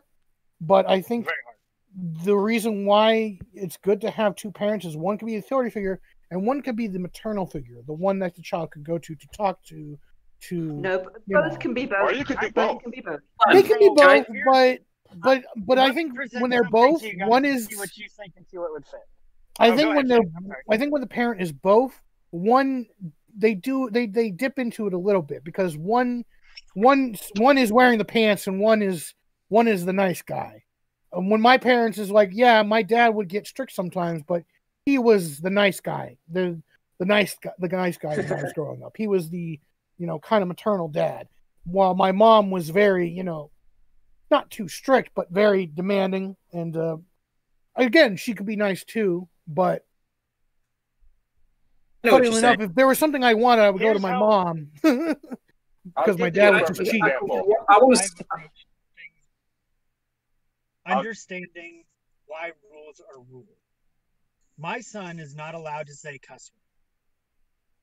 I and my wife both cuss around him just like I normally do on this server or anything else. We don't hold back at all for any reason. And for the Canadians out there, what is cussing? It's swear words. I know, their mommy daddy words. Oh. They've got a little bit older, that they're just words that other people find rude, and there are situations where you may use them that might make people upset. So it's easier to just not use them. And that's why we keep you from doing it, just so you don't get in the habit. But you will be eventually. This allows him to understand that there's a much broader mechanism happening. There's stuff that he's not going to be allowed to do that he's going to see people doing, and allows him to see the mechanism by which I'm expressing my authority and the fact that I have a reason behind what I'm saying. But I've also described that there's going to be times when I'm going to tell you things that it's a much more complicated situation than this, that I can't explain the whole thing. Like, you just have to wear pants and underwear to the store. You're not going to get in the birthday. Yeah. Well, you don't think that he's trying out those swear words behind your back? He probably is. Yeah, that's. You'd be surprised. Some kids don't. Maybe. Be surprised. Some kids don't. I'll give you another example. Sorry. Go ahead. I'll give you another example of something I didn't learn from my parents. I respect police. Yes, you heard it here first, folks. An African-American male in America respects the police. Oh, no. Not because they have, quote-unquote, authority. Or at least not necessarily. I respect police because I understand why they have so much authority. I understand how much responsibility they have. I understand how much danger they put themselves in to do that job that has to be done if we're going to live in this kind of society. That's why I respect the police. It's a very shitty job, and it doesn't pay very much either. No, now, if my mother didn't spend half her time yelling at me because I got sick and I quote, now I have to go out and buy something, maybe, just maybe, I would have a little bit more respect for them, because even though they really shouldn't have had me at all, they at least tried. I don't necessarily give them brownie points for doing the shit they were supposed to do, lest I get taken away and thrown into an orphanage somewhere. But had they had actually taken the time to at least help me appreciate the fact that they were trying to raise me and keep me fed, I might have a little bit more respect for them, in the same way that I have respect for police, because I understand the kind of shit that they have to go through on a daily basis. These are the types of lessons that we could be teaching kids, and they may grow up to be slightly more respectable human beings. I'm just saying. Yeah. Also, to bring it back to consent, two separate things to address what's been said here as far as parenting goes. When Metalworks was talking about the single parent model not working out as well, I think one of the reasons for that is because of consent. When you are in a single parent household, let's expand it. If you're in a household where there's only one adult and they're making all the decisions, even if it would be better if it was a mom and an aunt or a mom and a cousin or somebody else. You have to, as a kid in your household, you're going to see compromise. You're going to see the adults disagree. You have to work it out. But if there is only one adult in the house, they are a dictator. You do not ever have to see them compromise with somebody else. You don't ever have to see them work something out. And this is why I mentioned that you want one parent that's kind of like authority and one's a little more maternal, because if you go to the more authority, are you going to go to the authority figure, the one? Who are you going to go to? The one that's more likely to punish you, or the one that's more likely to go call you if you did something wrong? No, you're going to call your mom, like, Mom, I messed up the car. Can you help me out? Don't tell Dad. Doesn't that fundamentally contradict Eliyahu's point in that, like, you're not really getting compromised if you have an authority figure parent? Like, wouldn't it be better to have two parents that are showing equal power, and the idea that, like, in society, there's going to be one person you go to who's not going to punish you, or one person who's only going to punish you. In society, the reality is it's like kind of a crapshoot neutral thing. And so you really want parent that's just neutral and compromising. I think this goes back to Eliyahu's point.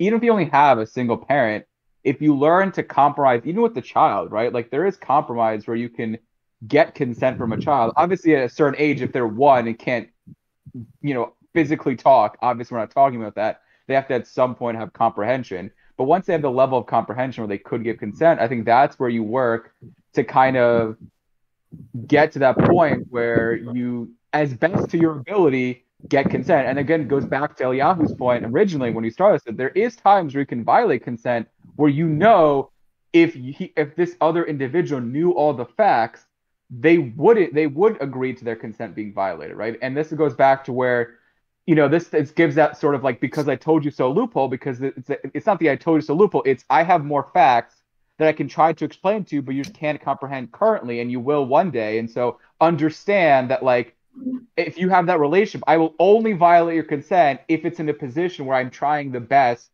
with my reasonable explanation. I know Bruce is going to hop in and say, again, that's subjective, but we had this hour conversation. But again, going back to Eliyahu's point is that it's all about consent to the point of which you can only break when you really are doing it, for life, liberty, preserving, where it's really for the life of the person, for the liberty of the person, and then finally pursue their happiness. And that in that order, when you can break consent. Well, the problem is not every parent's going to be thinking about this kind of stuff. Not every human being is going to be thinking about this. My dad was a construction worker, and my mom went to college for hairdressing. And my dad decided, like, you know what? I'm going to go work at King's College because if my kids get good enough grades, they can go there for free. None of us did that. None of us went to King's College. None of us had the grades for it because he didn't seem to understand, like, in order for that to work, you either need to, come on us hard and make us, do the work and get good grades, or, let us do what we want. And he was kind of doing a half-ass thing where he was like, I want you to get good grades, but I also don't mind if you want to do what you want, but I still think you should do this. I'm like, you're contradicting yourself. What are you doing? Like, my brother should have clearly went into, should have been a mechanic, but he'd rather him go to college. And I'm like, he doesn't want to go to college. Like, what were you thinking? He clearly did not like it. And my brother had my brother's relationship with the family it's very strenuous. So it was very volatile when I was growing up. I remember waking up in the morning all the time, my mom screaming up to the attic going like, Phil, you're going to goddamn school, get out of bed. So hearing that raises in my he mind, wouldn't go, and he was really good at what he did. He got good grades, but he kept hanging around with scumbags and being a shitty teenager and rebelling. But they weren't being perfect parents either. It was people were being to me wrong all around. Like, my dad thought he knew best, and he was wrong. And that's the Dude, problem. just wait You're till you have kids. Yeah. That's why I'm not having no such thing. I am not no such thing as a perfect parent. It's okay to be wrong. You're going to be wrong all the time. But the humility that you show at admitting you're wrong is far more valuable than never being wrong. Happened, and that never happened. Yeah, well, that's, I mean, you need to have a standard for that. And fortunately, many people do not have a standard for that. My dad thought he was right and is very, very arrogant. And even though he tries to act like the nice guy that everyone likes, everyone loves Jimmy. He's such a good guy. I'm like, yeah, he's also a mediocre father. Speaking of consent and parenting, I also had a conversation very recently about this, and this is another thing I can't stand about parents.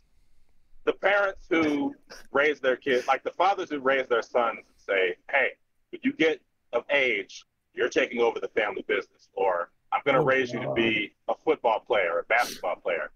In my opinion, that is a violation of consent. Shit. I hate that shit. Am I alone in this thing? Well, you can do one or two things. You can say, I'm going to give you the family business, or you're not getting any money for college, or any of those things. So like you can see it as an investment that you're making for the child, and you hand it over to him, and then it's up to him if he wants to crush it, waste it, or what have you. So you can say, I'm going to give you a college fund, trust fund, nothing, a business, what have you. They don't want it and they decide to waste it. There should be some discussion there as to whether or not you're deserving of it, or there should be some consequences for just taking money and wiping your ass with it, or whatever the case is. So it's not so simple.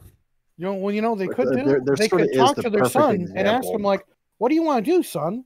Because that conversation never happened. You guys, just 2 seconds. But at the same time, what were you saying, Scott? Yeah. There's an absolute perfect example of this. Just look at Tiger Woods and his dad. Like obviously his dad pushed him to doing that, but did it benefit him? Look at Mozart. Tiger Woods. So it's not necessarily kind of issue. And Andy Murray, it's true. I would say exactly the same, Scott, because Andy Murray's mother put her whole life into tennis before Andy Murray was born, and then put her life back into tennis after he was born, and his brother, and created champions. And they are happy. That's where they wanted to be. So what are you going to have that argument that parents are to make those decisions? Well, and Tiger Woods is doing the same with his son. He would have been happy to do something else, though. Well, he might have been, but that doesn't. I mean, how do we can't see the future? Like, is that actual approval, or is that just a desire to please mommy and daddy by doing the thing that they want you to do rather than what you want to do? What if what you wanted to do was knit sweaters and end up on heroin on the side of the street because you didn't have any opportunities? Sure.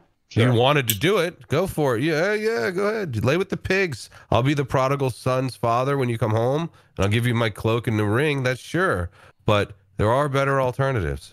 That's why I said parents should strictly pick one. Either you are hard on your kids and you make them get good grades and you get them to do something good, or you support them in the endeavors they want to do.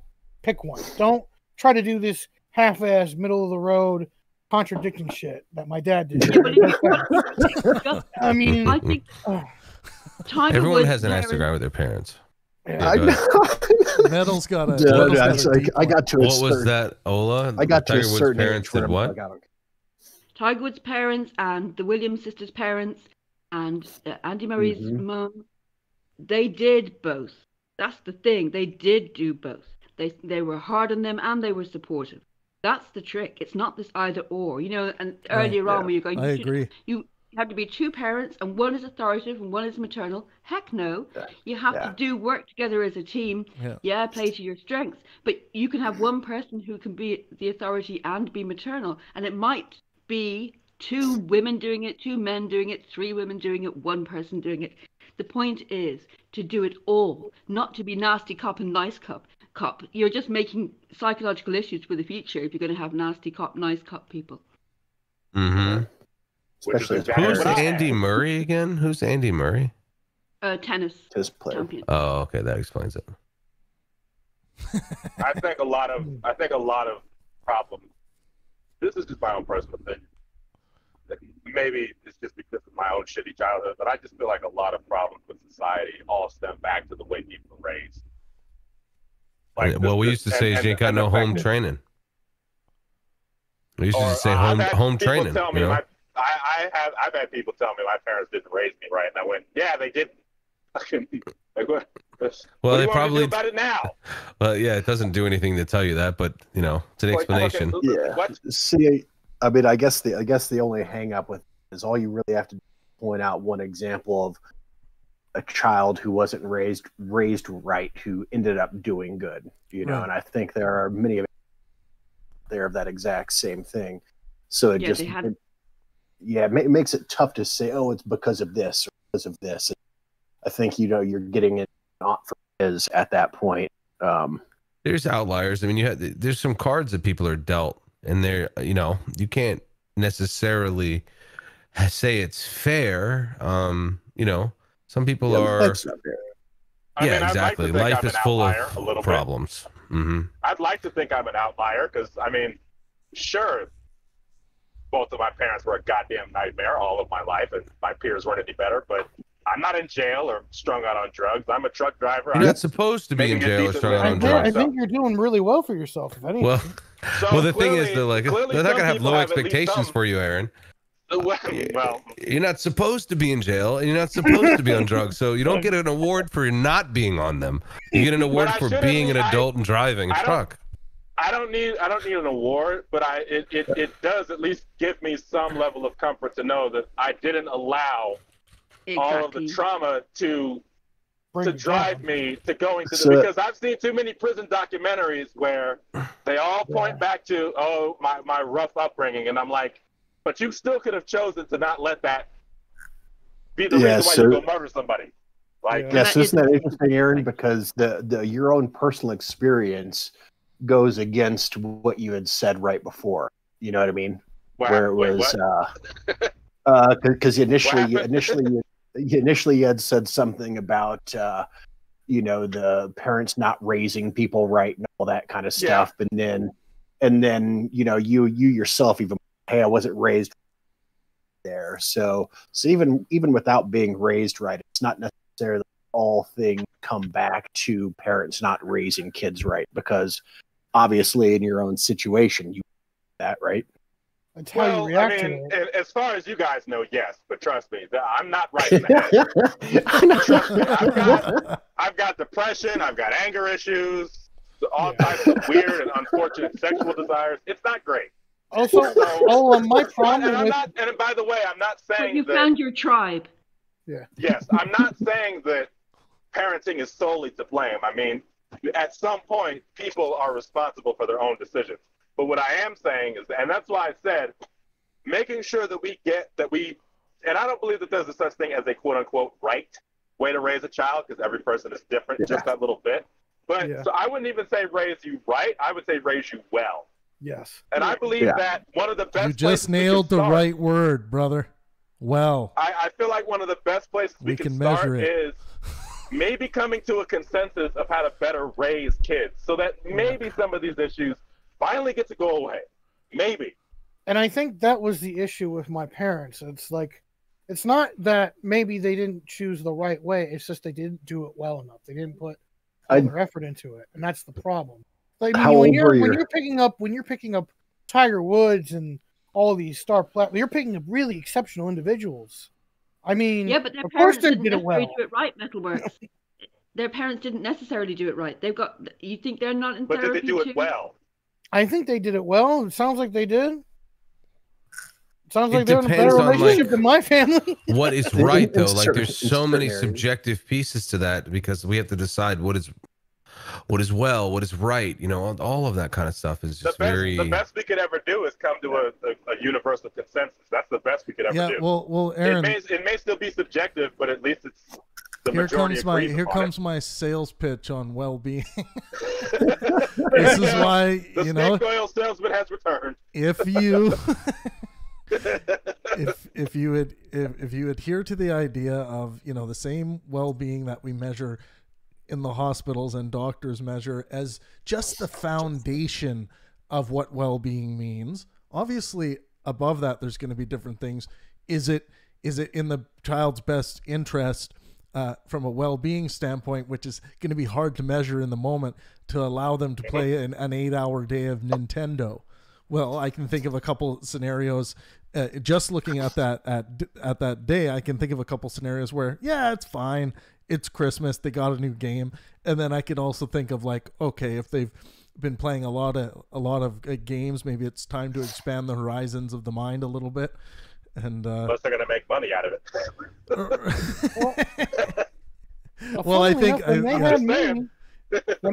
the funny enough, when my parents had me, they just gave me a Lego table and that was it. They let me do my own thing. They didn't really bother me much. I was baby. And now you're an architect, right? I wish. No. Oh God, I wish. No, my problem was they always kept telling me, do this, make money. I'm like, I don't want to make money. I want a career that makes me happy. Like you need money. You need money. And I'm like, I don't want a job that makes me money. That's not good. Well, there's some money required to do something, I would imagine. Oh, I agree with that. I understand that completely. You need to eat. I understand. Really, the question is not make money. The question is get the hell out of the house. Yeah. That's what they're saying. Instead of constantly having others do it for you.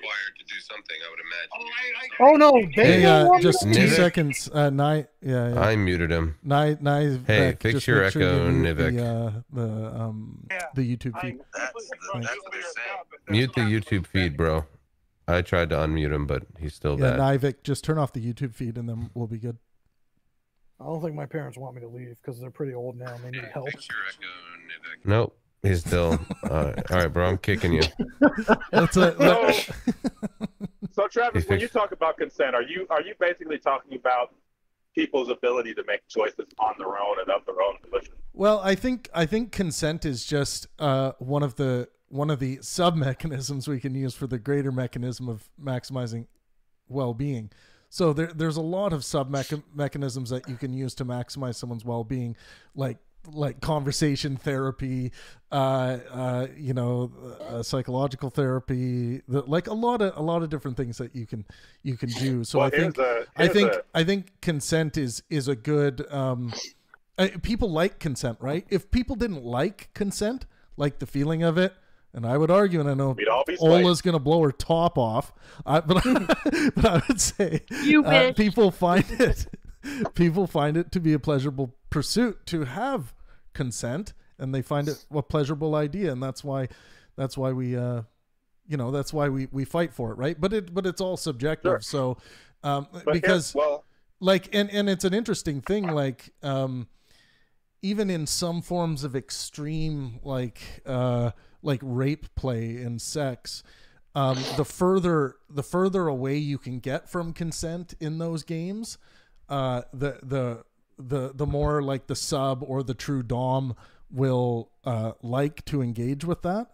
So it's this consent is one of those interesting things where like any other term, it is subjective, but as a general rule, we can start, and I think it's a good presupposition to start with. What Eliyahu starts with is that, in general, people want consent as opposed to not having consent. General. Well, here's a spicy topic for you. I watched this was a while ago. Todd Belinsky's Secular Talk was talking about how the Hawaiian government was either planning to or did pass a ruling saying that you had to be about 100 years old before you could purchase cigarettes. And he said, you've got to give people the freedom to make bad choices. Did you say you have to be 100 years old to purchase a cigarette? This is Hawaii. Yep. Mm-hmm. That is literally what it said. That's funny. Basically, because they figure you're going to die smoking. You're going to die after you smoke them. So, yeah. So that's really funny. I think that gets onto an interesting. Is it a violation of consent to say that we shouldn't give people the freedom to make bad choices if this pursuit that you keep talking about is our primary goal? Well, it's not a goal. It's not a goal in the Aaron. It's not a goal in like the choice sense, like the illusion of free will.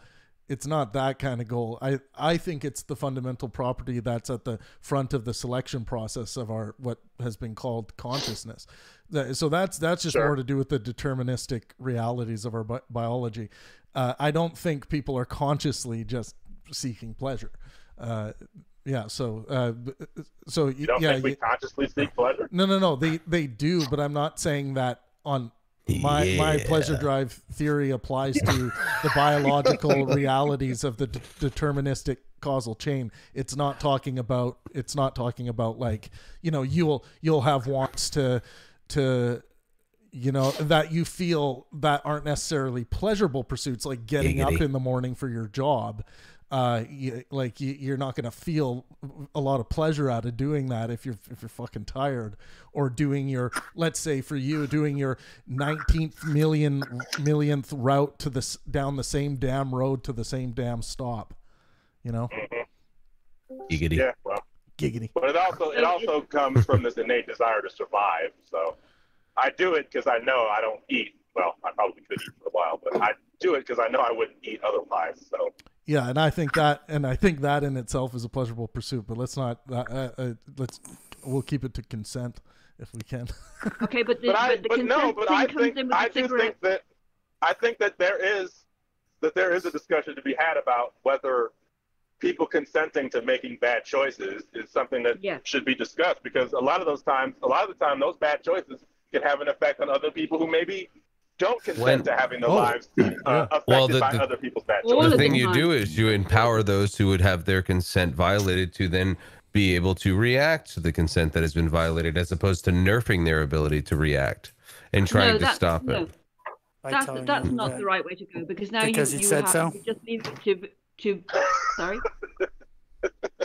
What, you know, it's not the right way to have somebody have the consent over their own body to defend themselves in whatever way they see fit. Like you shouldn't just say, "Hey, I said to do it, so they should do it." Ola just left. That's weird.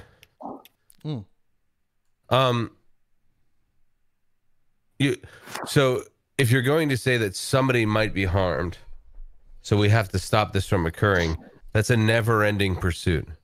But but allowing people to have the ability to withdraw reasonably from an otherwise consenting contract, or defend themselves reasonably, that's how you would solve that problem. You're never going to get rid of suffering. Of course not. That's why you can't stop it from the beginning. You just give people the ability to play defense or go on the offense if they have to. I wouldn't make that claim.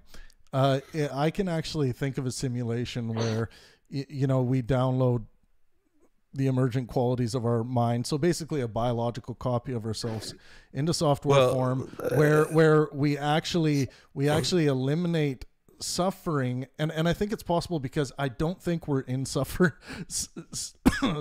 avoidance. I think we're in the pursuit of pleasure. So I think if we can actually create a simulation where you don't have to have the pain and gross feeling, but you still are going to have the pursuing higher and higher and higher.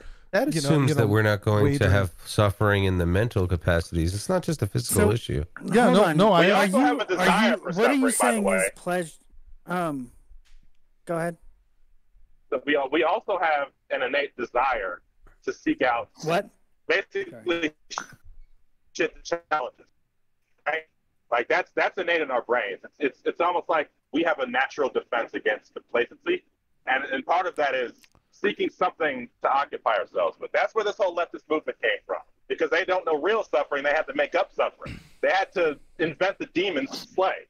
So that's always going to be there. So if you take that away, I don't know what the hell's going to happen to human beings. We're going to find something. As long as we have these brains, no matter what you put it in, we're going to find something to point to say, I suffer because of this. Where do you draw the line of what is pleasure and what is pain? Or where do you draw the line of what is pleasure and what is not pleasure? Isn't that like sunshine and rain? Yeah, we can measure so we can measure how our bodies are processing pain and pleasure, like neurologically. It's like sunshine and rain. Wait, why did White win? Did I run out of time? So Oh no, I got fucking checkmate. I didn't know you were playing chess, and I was like, "What do you mean white won?" That's a different. The whites won this time. Yeah, The whites, they won this time. There isn't a distinction between pleasure and pain unless you have some objective authority on what pleasure and pain is. It's fully subjective. Well, we actually, guys, I'm talking again when I'm talking about my pleasure drive theory. I'm talking about the measurable brain states of pleasure and pain, and this is something that we understand in neurology. Are you talking about the release of dopamine? Well, then what like you're that? talking about only applies to the human condition, correct? And not it's not a universal truth.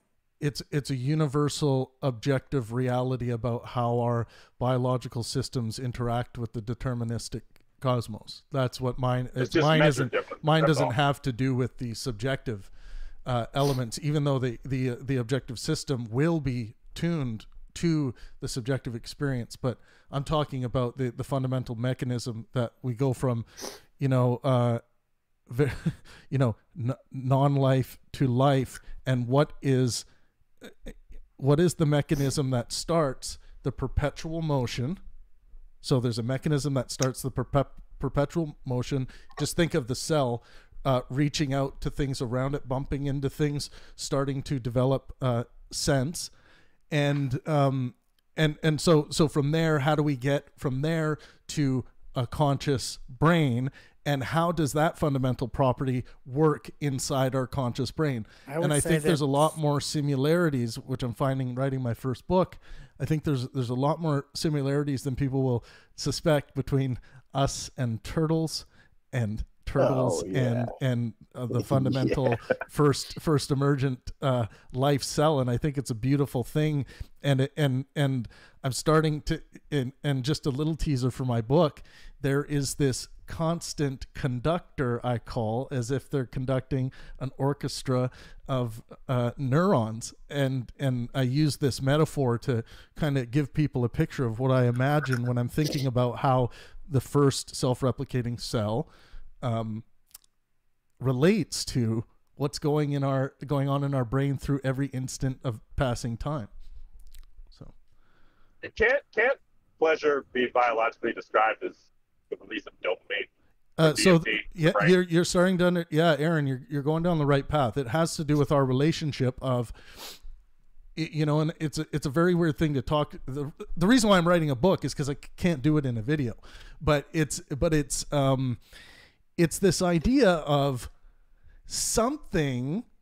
And this is the fundamental unanswered question, the thing that Jordan Peterson, Sam Harris, all of these people who think about consciousness scratch their head over, and the reason why they say we don't know what it is. The unanswered question is, what is the thing, whatever you want to call it? I call it the pleasure drive because I think it relates to what's going on.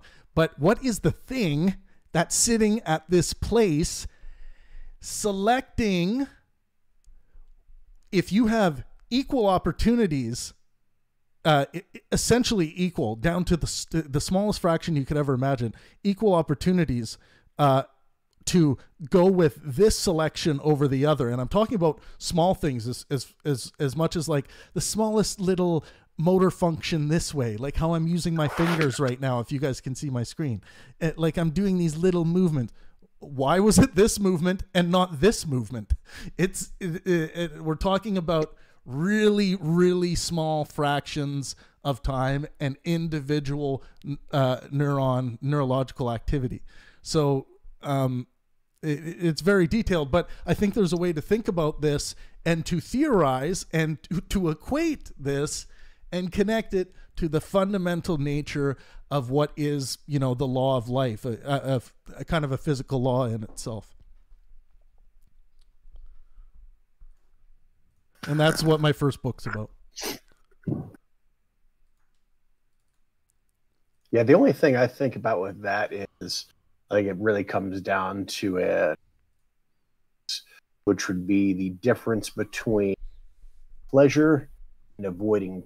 And so when you could look at something like pleasure, there is going to be a physical response in your body to on or something. You're cutting up, brother. But, can you hear me now? I can hear you now. That's better. Yeah, say it's something along the line of pleasure. There's a biological element to that releases a certain amount of neurochemicals, all that kind of stuff, something like that. But at the same time, avoiding pain isn't necessarily the same thing.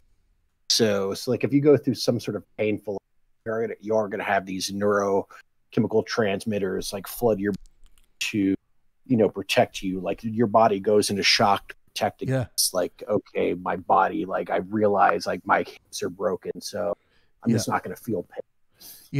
So it really is the same thing. Like I think different semantic. Yeah, sorry, you're breaking up a bit there, but I know what you're saying.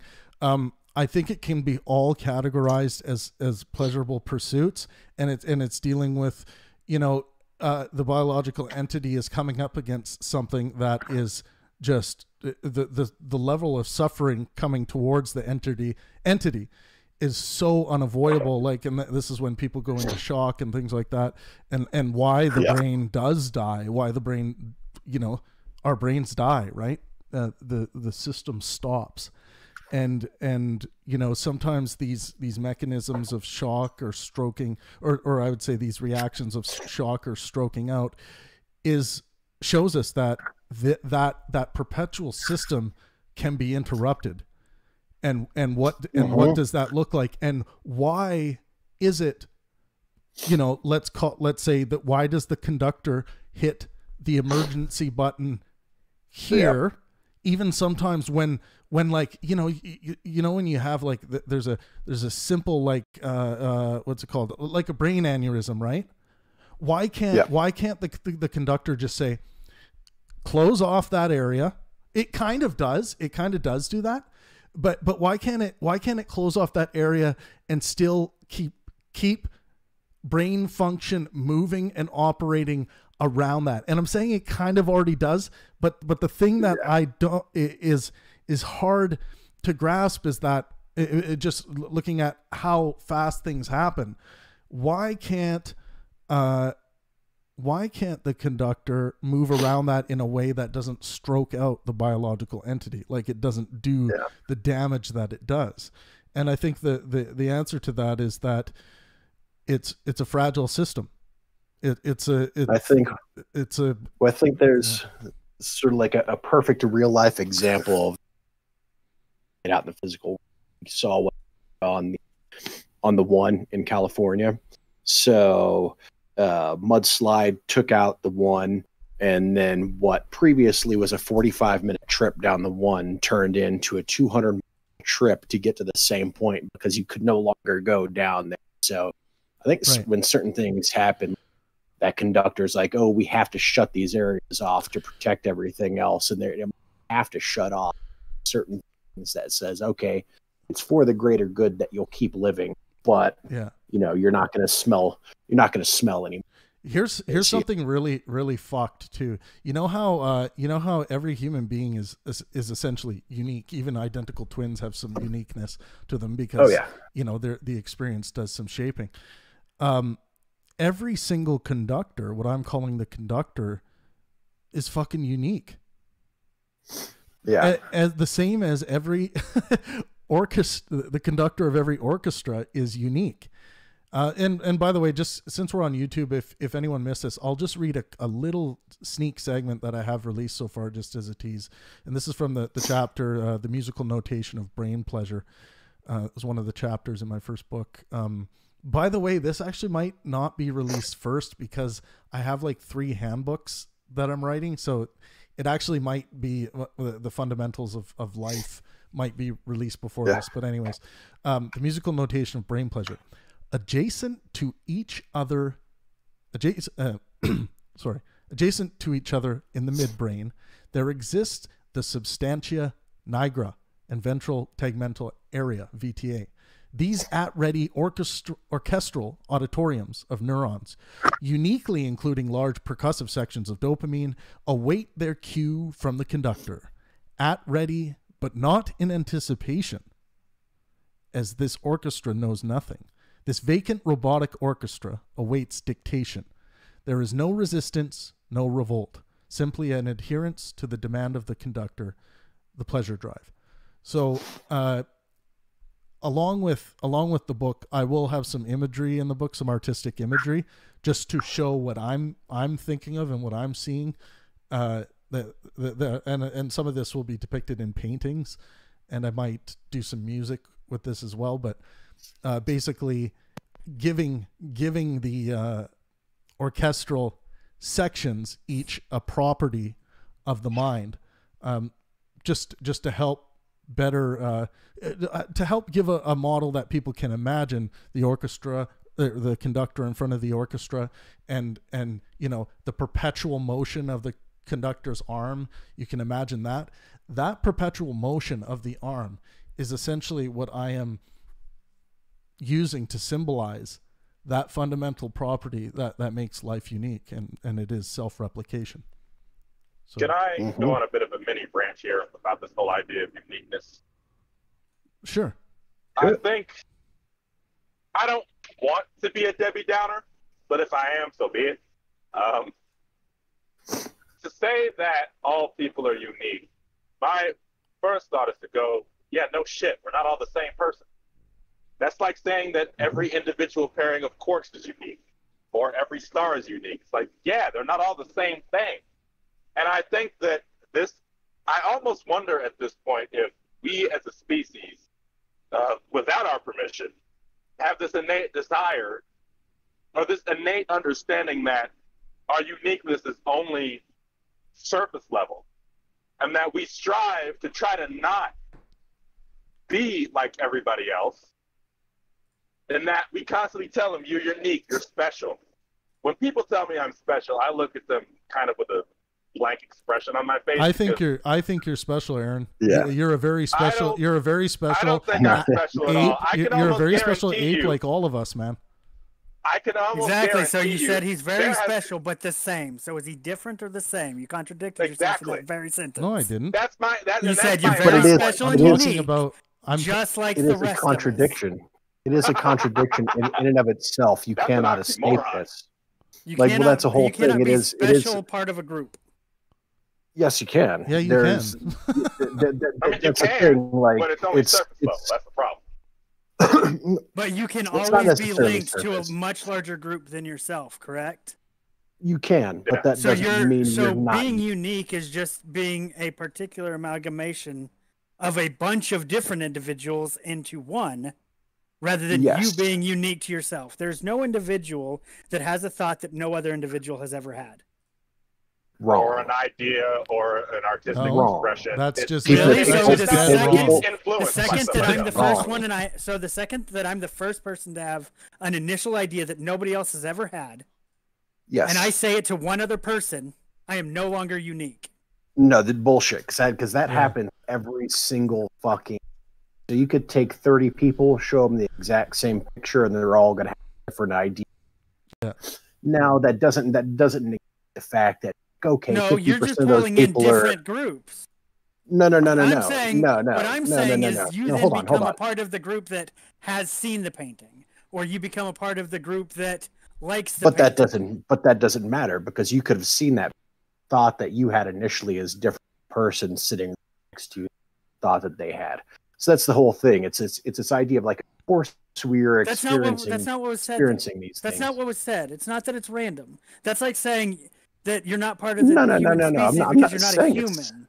We're saying that that's not what I'm saying at if I interact all. with an identical thought, if I say blue is what we call the sky, and I'm the first human to think that, or the first entity to have ever had the thought that the sky ought to be blue, then I'm the only human that has that, and I truly am unique in that one regard. No, so but the second that somebody agrees with me, hold on, then, hold on. let me finish my thought so you can understand my whole concept. I know you're.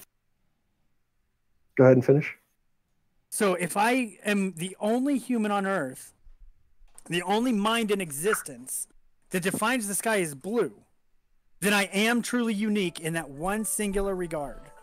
But the moment that I get other people to do the same thing, they have had that thought as well. Uniqueness is only a product in a you're snapshot focusing of time. on thoughts. No, I'm using it as a metaphor. I'm talking about anything. Everything will happen given enough time. That doesn't matter for everything. Yes, because then it's not unique. Fact that hold on, man. Desired. Let me finish, man. That doesn't negate the fact that if two people saw the exact same thing, they might have a different opinion or a different thought about it. I never said anything about that. That's not the question. That is the question, because what you're trying to do is you're trying to boil it down to some quote unquote truth claim about like, oh, if the sky's blue, if I tell that to somebody then it's no longer original thought. Who fucking cares? Like we know about, and for me to know about gravity doesn't make original. When I hear or see a movie, or to say that people don't have original thoughts, that's absurdity to the highest degree. Of course people experience things that nobody else experiences. I mean, look at dreams. Look no further than dreams. Yeah, and I mean that's the thing. It's this fundamental contradiction, but people are so caught up in uniqueness or whatever and speciality, and them, I don't know, something out of the fucking Fight Club or something. You know, that kind of mentality that Chuck was like going for a specific story that doesn't mean anything. Like we are at the same time completely unique and completely the same. Yeah, so we are the same species, or let's call it even subspecies of ape. But I mean, within that species, I'm saying all of us, and including all chimps, all gorillas, all turtles, they are all. I'm talking about at the fine-tuned level, are all unique. Like if you take a slice of time and call that, so we can't use statistics to get a set model of how things work on a grand scale. That's not what we said. No, these you see. I mean, you're. It seems like you're confusing two different ideas. This idea, understanding that everything like do I have this? No, I don't. So we're definitely unique. Yeah, Scott, you're in and out. I was going to say, so the idea that you and I have different DNA, that makes it so we are unique from each other. Now, the fact that we both look at the sky and according to our language, we call that blue. Yeah, of course we see that same thing. That doesn't negate the fact that we are at the same time unique from each other. I mean, to get back to what I was saying, the way I look at it, maybe this is the wrong way to approach this. There are things that are different than each other, but that does not make you unique. Go ahead, sorry. Well, yeah, that's pretty much what I was getting at. And no, it's not. Unique is individually, singularly different from everything that connects you to the other thing. Unique is different substantially from the others. And substantially we are. Any kind of white neurological guy with brown hair, brown desire. eyes that is on YouTube talking like any two people as a human. 98.99999% of what makes up you is not unique at all. No, exactly. Yes. But that 1%, but that 0.01% is, and that's the okay. So what's that 0.01 thing? What is yours Desired. that makes It's you the unique same, to every other human? Desired, like the genetics difference between us and a plant isn't that far. No, off. I'm not talking about a plant. I'm talking about inside humanity. I know, but How are you different? You're calling that completely fraction. Desired, just 2 seconds. of- Listen for a second. That tiny fraction that you're going, 99.9, that small fraction is an incredible amount of diversity and difference. Name what that is for you. What is your unique thing that no other between you human and me existence has? If you were to take a fMRI reading to the most detail that we possibly can of my brain right now, and then including reading the position or superposition of everything that's in my head, it's never been that way, and at any point in the history of mankind ever. So is my skin. Okay, but like why? And same with your skin, yeah. Oh, sorry, someone else was trying to get in there. Yeah, like why do gay people exist then? Well, Travis, to get back to what because I was saying, they find that people of the same sex sexually pleasurable. What's your point? This world needs better fashion. Yeah. To get back to what I was trying to say, though, I mean, let's take you and me, Travis. You and I would say, are relatively different people. I mean, you're clearly Caucasian. I'm African American. But we're both still human beings. We both, and the thing is that our tribalist nature dictates that we're always trying to find people who think alike. Ah, but you can escape it. Not always. You can escape it, man. I think you said that wrong. Backwards, Aaron. The human brain is always trying to find a difference in other people to set themselves apart so that they know how to survive. I don't think like this desire, that absolute rule just isn't absolute. It's you can make an observation and say, well, this neither is saying that the the case. only thing people use is pleasure. You can't make that absolute statement either. Well, maybe you should wait for my book to come out before we start talking about it. But I did give you guys some details today. You can't not let other people say that this is an absolute, and then you use an absolute too, can you? Well, I'm giving you depends on what that absolute is. Yeah, it depends on what the idea is, right? And it depends on like how it's demonstrated. And I've given some taste as to the mechanism I'm talking about and how I'm going to explain with metaphor of how I see a conductor conducting what's going on, because I see at some point the emergent qualities of the brain, the way the brain makes choice. It's got to sometimes make choices between one thing or another, and it inevitably through the senses makes a hierarchy.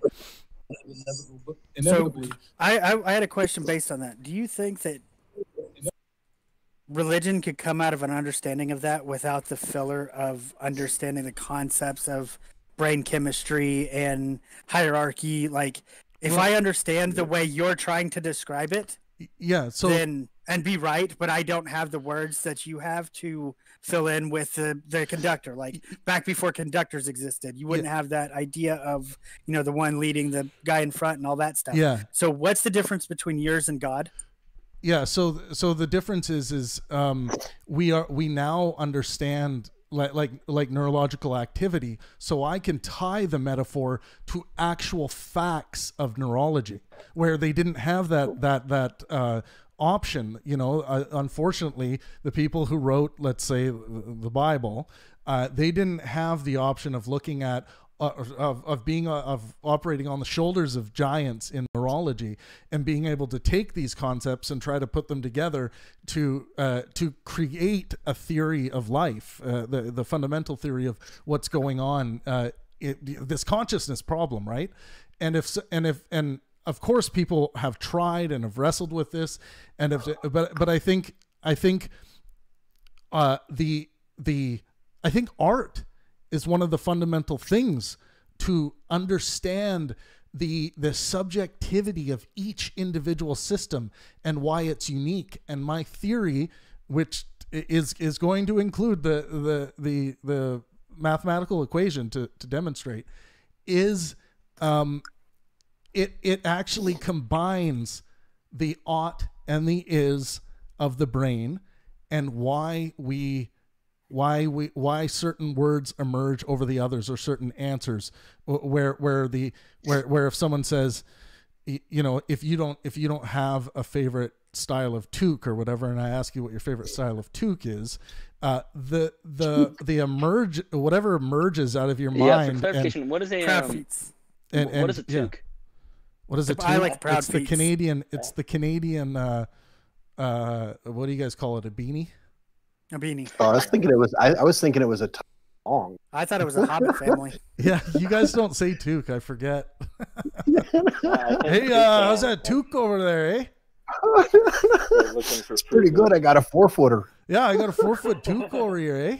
We call it a what is this degenerate non-American speech I hear? We call it a temple down here in America. I'll tell you, I speak American. I don't like this. I don't like what I'm hearing here. Well, up here in Canada, we hear Americans talking with this drawl, even if they're from Chicago. It's this laid back drawl, and we're like, You know, up there in Canada, Why do what you do guys they call live us all in? uptight if we talk all Oh, like really? that? Because you also got people like, oh, sure, yeah. Oh, shit, bud. Oh, shit, bud. I don't think I've ever heard anyone say Minnesotans have a draw. Minnesota. No, once you start going more north towards our border, I think we've infected you with our strange Dude, you know accent. what Minnesotans sound like? Minnesota. You're two Swedish guys. Minnesotans sound like yeah. two Swedish guys from fucking. Dursky. Yeah. Well, totally. Travis, I didn't hear the first part of your response because for some reason, God, Discord just decided to. And I'm about to lose my connection pretty bad, so I'd like to hear the first part of your response to my overly long statement again, if you don't mind. Actually, maybe just like watch it back because this will be on YouTube like right away. But yeah. Yeah, I don't remember exactly.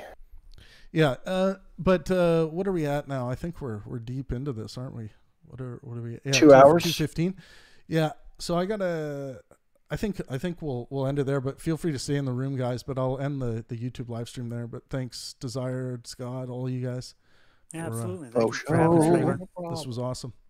We'll fire up. I don't think Zombie's on tomorrow because she's busy. So Friday might be off. I might jump on for an AMA or something. But definitely we will be with Deniability on Saturday. I think he's at 1. Scott, did you see what time that was?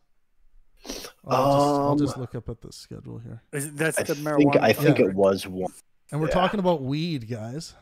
Fucking weed, yeah. I just got back from the shop. Nice. Yeah, I just actually got my Blue Dream in. Yes. Is that what you get every time? Is that your normal? Yeah, that's my normal go-to. Blue Dream. Mine that I found is the South African KwaZulu. I'm a sativa user. See, what I do is every time I go in, I look up at the board. I'm like, what's got the highest THC? Oh, you know what I just found out? My place that I go to tiers their prices based on availability. Oh yeah. So if you've got a tiered place, make sure that it's not tiered by quality of flower, because it may be your favorite one and it may be on tier 3 this week and be cheaper, and then next week because they have less flower, they'll put on tier 1.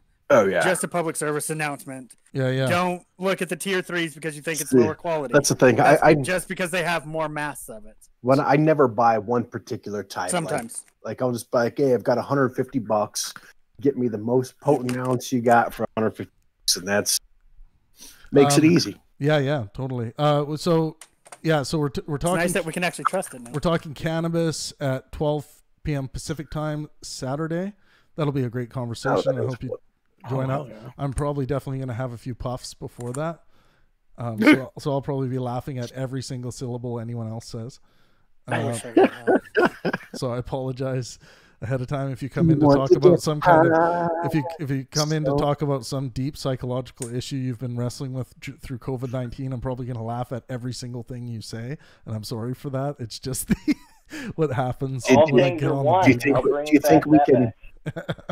Do you think we could get away with playing 5 during the podcast? Say that again. Playing, I got 5 on it from knees. Oh, I got high. I got 5 on it. Oh wait, I was gonna clean my room, and then that's it's I got 5 on. For some reason, smoking into weed. Do you know what I thought of for some reason when you said that song? I thought of you got what I need. And they say he's just a friend. They say so good. He's just a friend. Oh, baby, you. You can't sing that song good. I know you have to sing it bad. Seriously, everyone, here's my laugh factor thing for the day. Go and watch that music video. It is fucking hilarious. That's the thing. He sings it bad in that video too. It's like just the look on his face. I love it. They definitely just shot that in about 4 hours. That music video. Dude, well, if you look back at any like hip hop music videos from that, look somebody shoulder camcorder basketball court. Like, you know, and that was the whole fucking episode. Yeah. All right, dudes. Thanks. Thanks, Discord peeps. Thanks, Travis. Appreciate it. Yeah. Thanks, Desire. Thanks, Scott. Metal. Dal. Have a good night, man. Greasy Italian. I don't think he said Greasy Italian meatball. All right, dudes. Thanks for tuning in. Those of you who came by on YouTube. I see YouTube didn't show our live stream again to very many of our subscribers. But anyways, leave a like if you do stop by. Subscribe. Drop a comment. Try to mess with the YouTube algorithm a little bit. But yeah, thanks for tuning in. We'll be chatting cannabis this Saturday. Pengburn out. Let art and science inspire.